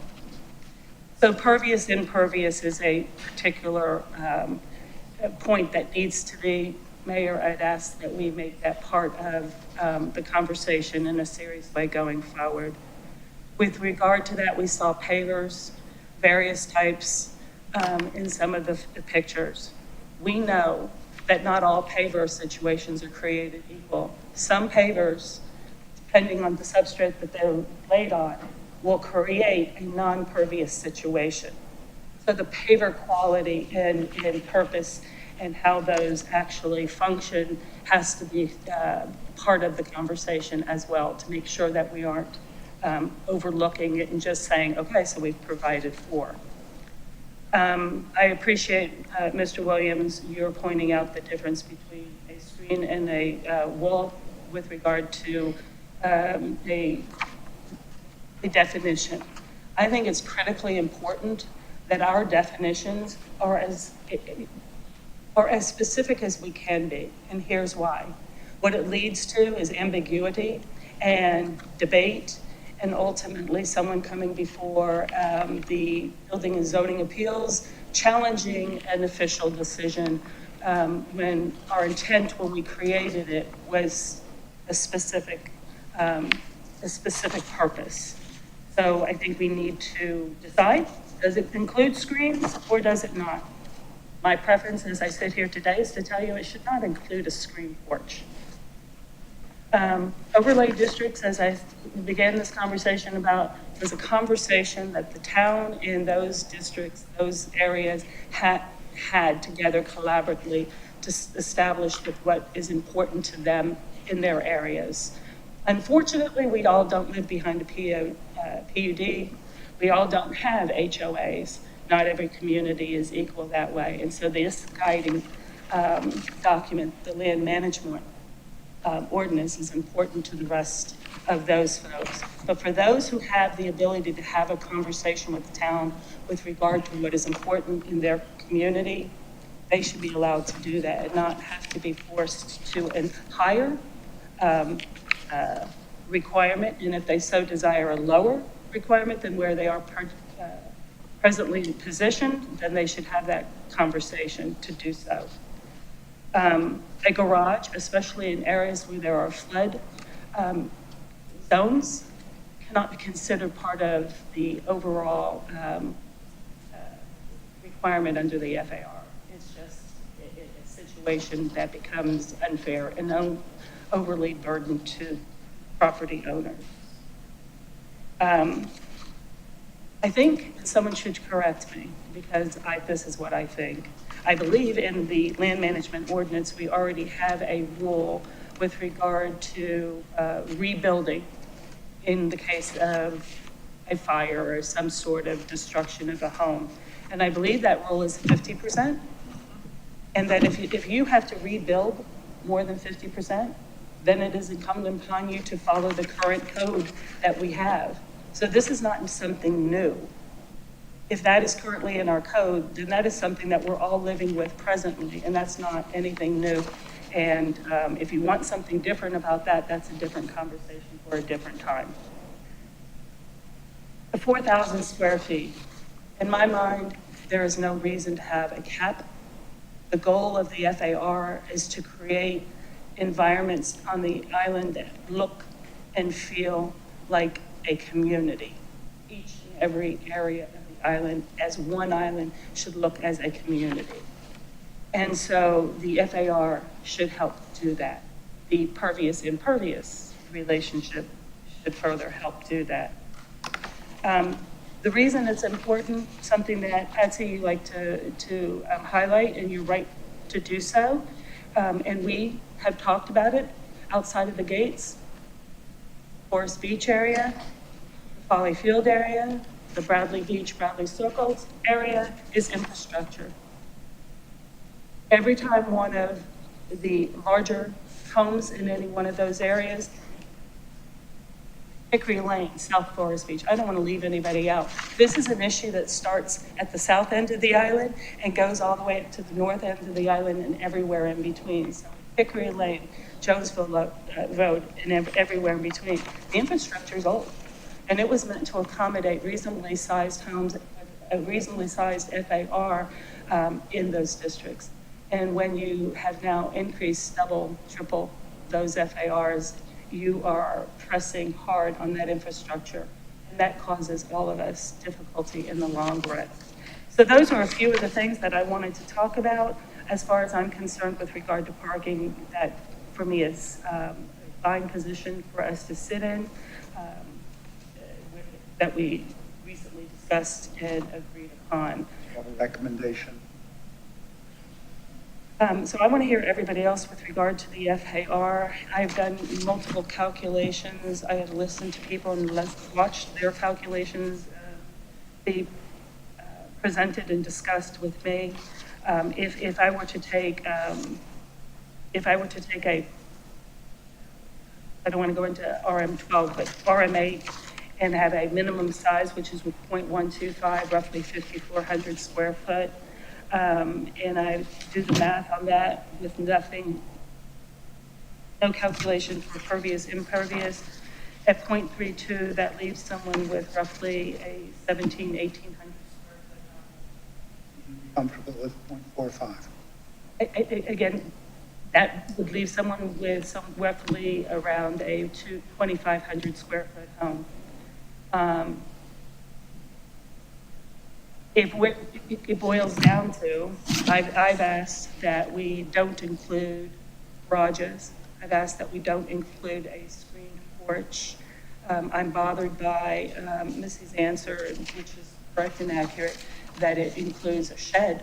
We shouldn't include a shed that's on the property. Let me bounce back, because shed is impervious cover, garage is impervious cover, so it is achieving something that is important to us as a community. So I think there's equal argument to say those things ought to be included, because it's a part of the massive scale and impervious cover of the site. But in a flood zone, for instance, you have an option, right? So you've got to build up. Garage can be on the ground. Well, the garage is on the ground. I'm open and I'm listening, but I don't want to make it so overly restrictive that people can't build a reasonably sized home, which can accommodate the investor who is concerned about their rental opportunities. So we have, at this point, we have 3 members of public planning who say the 4,000 square feet can go. Correct. Have variable, undecided opinions on FAR. Okay. That's it. First of all, this committee already acted, and so I don't know what the procedure is for changing that action. That's one of my procedural questions. But I can say this, when I made the motion previously, what I usually do, I think folks know by now, I do my research, I look at everything that's sent to me, I listen to everybody that talks to me, and then I do my own research too, trying to sort out what's the best data. I sat on the Board of Zoning Appeals for, I think, about 4 years, and I saw a lot of the small lots, the subdivisions that came through, and I saw the impact on the environment on this island, and it's concerned me for a while. Also, I've said, gosh, since 2015, that I've been concerned about the mass scale and density of all kinds of buildings on this island and its impact on the island. It's a reason that I ran again, is because I think we need to do something about managing the mass scale and density of building on this island. Also am concerned about its impact on the environment. I've been championing doing a resilience plan because we need to address stormwater surges. And the more buildings that we built that are so close together, in my view, create, and this is not a 4-letter word, this is a 3-letter word, a damming effect on not allowing stormwater to pass through and increasing the flooding. And certainly if you increase the impervious, I always get this backwards. If you increase the area where water can't go through, how's that? then you're causing more problems with flooding. And so I agree with my colleagues about addressing that issue. Evidently, it's addressed with regard to subdivisions, but not single-family homes. But also feel the burden of single-family homeowners and trying to build other than a concrete driveway. Maybe it's the size of the driveway that's important. As some materials cost more than others. I looked at all the data before. I listened to, I wasn't able to be at the Planning Commission meeting when it was considered. So I listened to it, as a lot of folks do, go back and listen to the videos. And some of the Planning Commission members asked about the 0.45 recommendation on FAR. And I looked at why, and then some of them asked why not reduce it to 0.32 or 0.35.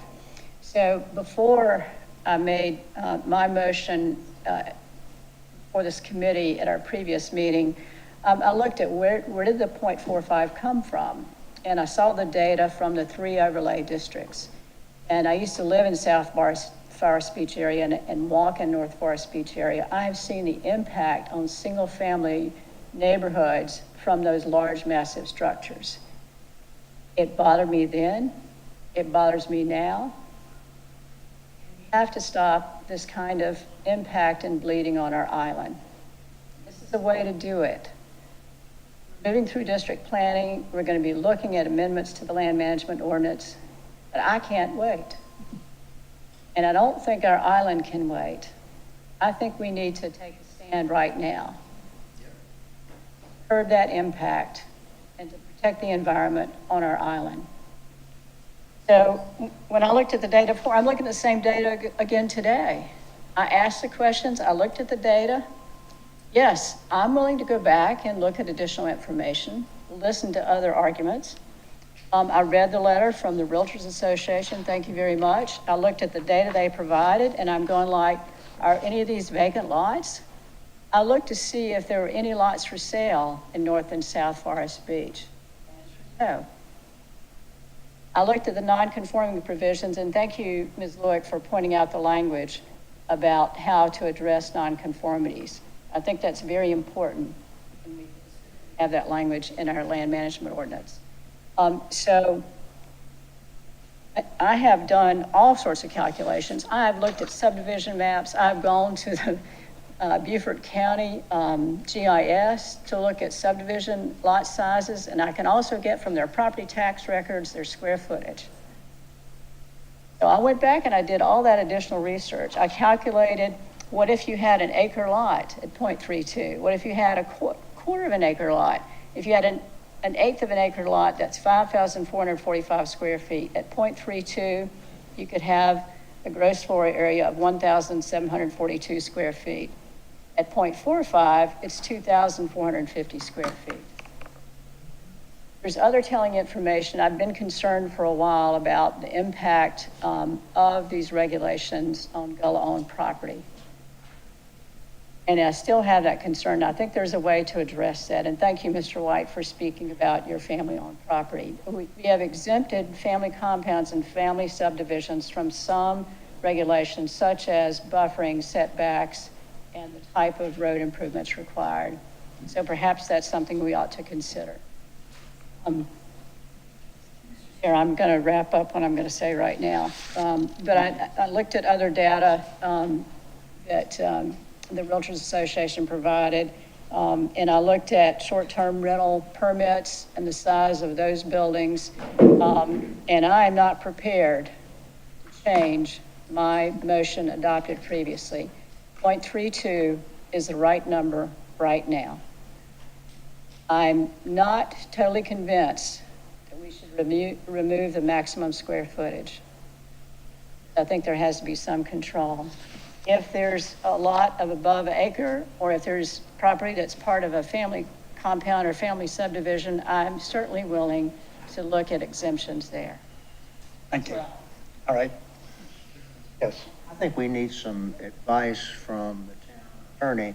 We took an action, we moved it forward to the full council at the previous meeting. Do we have to take any sort of special action to undo that and take further action here today?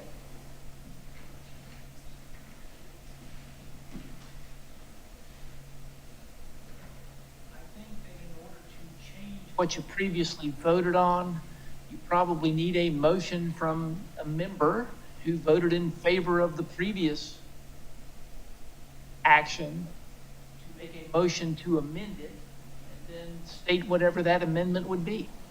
Well, you'd have to vote on that first and then. Amend rather than reconsider? The reconsider has to be at the same meeting, as I understand it, and so we cannot do that. It says within a reasonable time, not specifically limited to that. Certainly it's okay there, but there's a way to do that. So I think if a member is willing to make that motion, then you can decide if you want to reconsider, and then someone can make a motion as to a different motion. I'm confused. Did you say reconsider or amend? Well, it's technically reconsider. But you're. Is it all part of one motion? Yes, the clarification, that it's two motions. Okay, thank you. Motion to actually do that, and then someone would have to make a different motion to see if it gets any traction. Yeah, we were sworn in, we were given a short version of Robert's Rules of Procedure, and it did not include a motion to reconsider for us.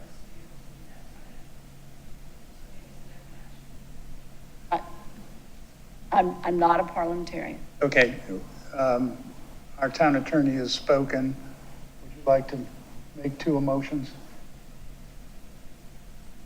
I would move that the Public Planning Committee reconsider the action taken at the previous meeting concerning adoption of FAR regulations, parking regulations, and maximum lot size. Thank you. Is there a second? I'll second that. Okay. I believe we had two, correct me if I'm wrong. Did we have two separate motions?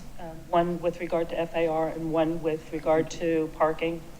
So Correct. then, is that correct? That's correct. So So friendly. I would accept an amendment dealing with parking as a separate matter. Thank you. With no further comment, all those in favor of the motion to amend, consider, please raise your right hand. It's 3-1. I'm opposed. And have to take action On this, right.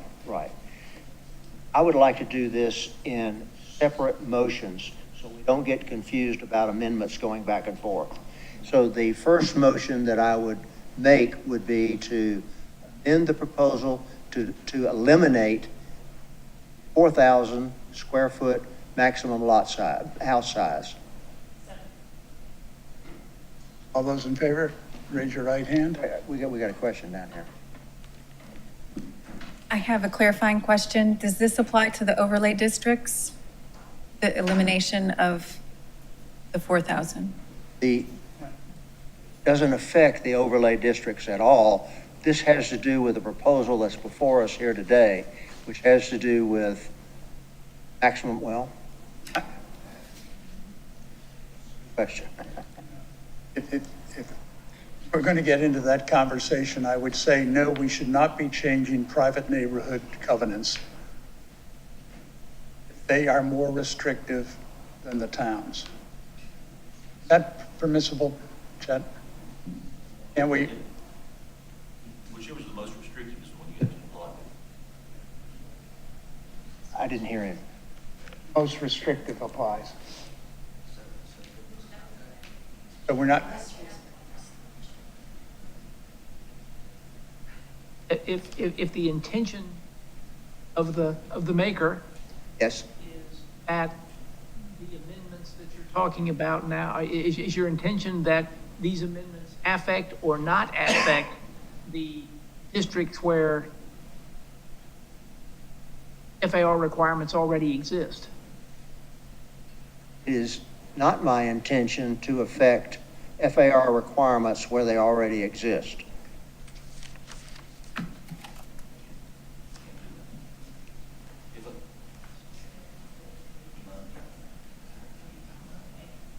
why did you separate?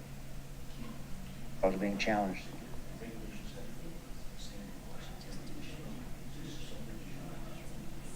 requirements having to do, rather what we're doing is Can be different. proposal that's come before us, which would apply to new districts, not be subject to.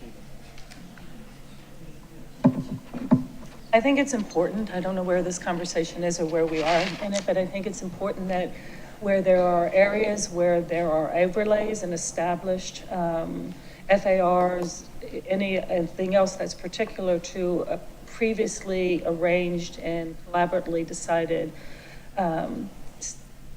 situation in that overlay district be held at where it is. And if those overlay districts want to have a change, a reduction, an increase, whatever the case may be, that they again are involved in a collaborative conversation. To me, it seems as though anything that we do that is a blanket that would dismiss that is unfair. Is unfair. However, I don't want to limit the overlay district communities to acknowledging that perhaps they want something different and coming forth to the town and asking for that. That to say that you are not in favor of changing existing regulations dealing with that. I am not in favor of changing the neighborhood covenants unless they are specifically asking us to do so. Right, yeah. That's why I said that I was not intending to change the existing. If I may, we're not talking about private covenants. This doesn't affect private covenants. If I understood Mr. Stanford before, what he wanted to do was not have the conversation happening now affect the existing overlay districts. That's correct. Correct. What we're saying. Whatever I've just said is by no means saying that those with overlay districts would not want indeed to be under these rules, whatever they may be. I'm just saying that until we know what they are, I don't think they can make a decision. That's not before us here today. Right. So to clarify, because the ordinance as amended by the Public Planning Committee from last month is on your desks, and we are only talking about changing the statement that says that the maximum gross floor area of a single-family residential dwelling is limited to 0.45 times the net acreage of the lot on which the single-family residence is located, and then add a period there. So we are striking, provided, however, that the maximum gross floor area of a single-family residence shall not exceed 4,000 square feet.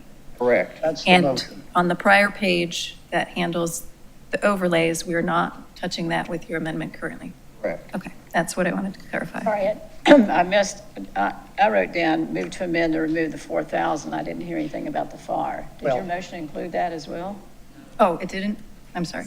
Okay. I didn't hear that. Well, the motion doesn't have to amend that. The motion just has to speak to the FAR because it doesn't have the 4,000 included unless you want to specifically eliminate it. The intention is, one, to delete the 4,000 square foot maximum house size in areas that don't have that limitation now. Right. What about the 0.45 FAR? Is that a part of your motion or not? I don't think I made that as part of the motion. I was trying to make All separate right. motions. Okay. Okay. Is there a second? Right. All those in favor of the motion, please raise your right hand. I oppose. Okay. Mr. Chairman, I would move to amend the proposal to set the maximum FAR 0.45. Second to that? I'll second for discussion. That's it. That's a number of things. One question that was asked of me that I'm going to ask because I think I know the answer, but I'm not going to assume. Talk about net acreage of a lot. That includes any setbacks and buffers. That's from property line to property line and nothing, not the building envelope. That's correct. It's parcel size and net acreage does exclude any tidal wetland that could be part of the parcel. Yes. clear on that. When we say 0.45, then my next question is what is included? What is included in the building? Correct. We don't have that before us here today. I don't know that we can add that. Actually, Well, there's a draft ordinance here that we have, and it says, with regard to the 3 overlay districts, it says the gross floor area shall include covered porches and all enclosed space with a ceiling height of 7 feet or greater, except as follows.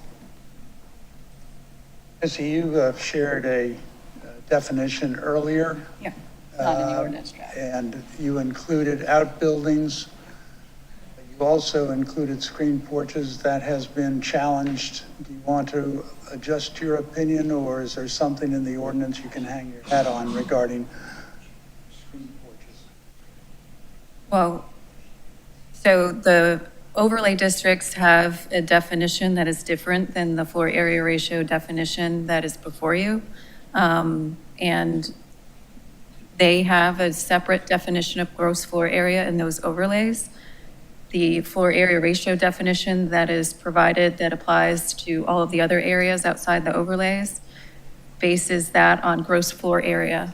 So I think I heard that there was some, I guess, dissent on how I answered the question of what was included in gross floor area prior to.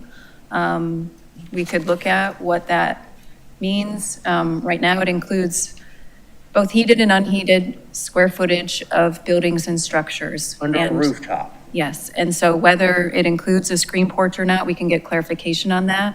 But as written, that's what gross floor area means. Now, you could, as that is a proposed definition in this set, change how the measurement is made if you want to base it on the building's heated and unheated square footage or something, or make it similar to the language for gross floor area that's part of the overlays. From my perspective, it makes sense to have outbuildings included because of their coverage and mass on a site.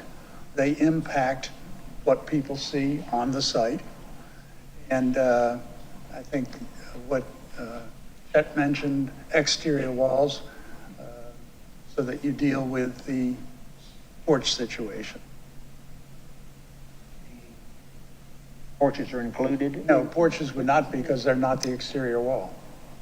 And now, if a porch is enclosed, that's a different matter. And that gets complicated. Look, the nuances aren't going to be solved today. And so I think the thrust is mitigate the impacts of developments that have extraordinarily high Rs. I think that's our intention today. To refine it further in further future meetings. Well, obviously, we're, The nuances why they are important is there are people who are sitting in this audience who are listening, who are making plans. And they're going to develop those plans and they're going to deliver them to the town. And the town is going to have to make decisions. And if the town doesn't know whether or not a screened-in porch is part of what they need to calculate. to answer that question, the code says exterior walls. But you said enclosed, it was a question in your mind. So are you saying that a screened porch is not enclosed? Is that what you're saying? I just need clarity because they need clarity. I don't think a screen porch is enclosed. Closed means walls and windows, doors. I agree. Do we have an adequate definition then of what they are? Right now, it is the measurement of a building gross floor area. Again, I'll read it. I mean, this is our definition of gross floor area in the code.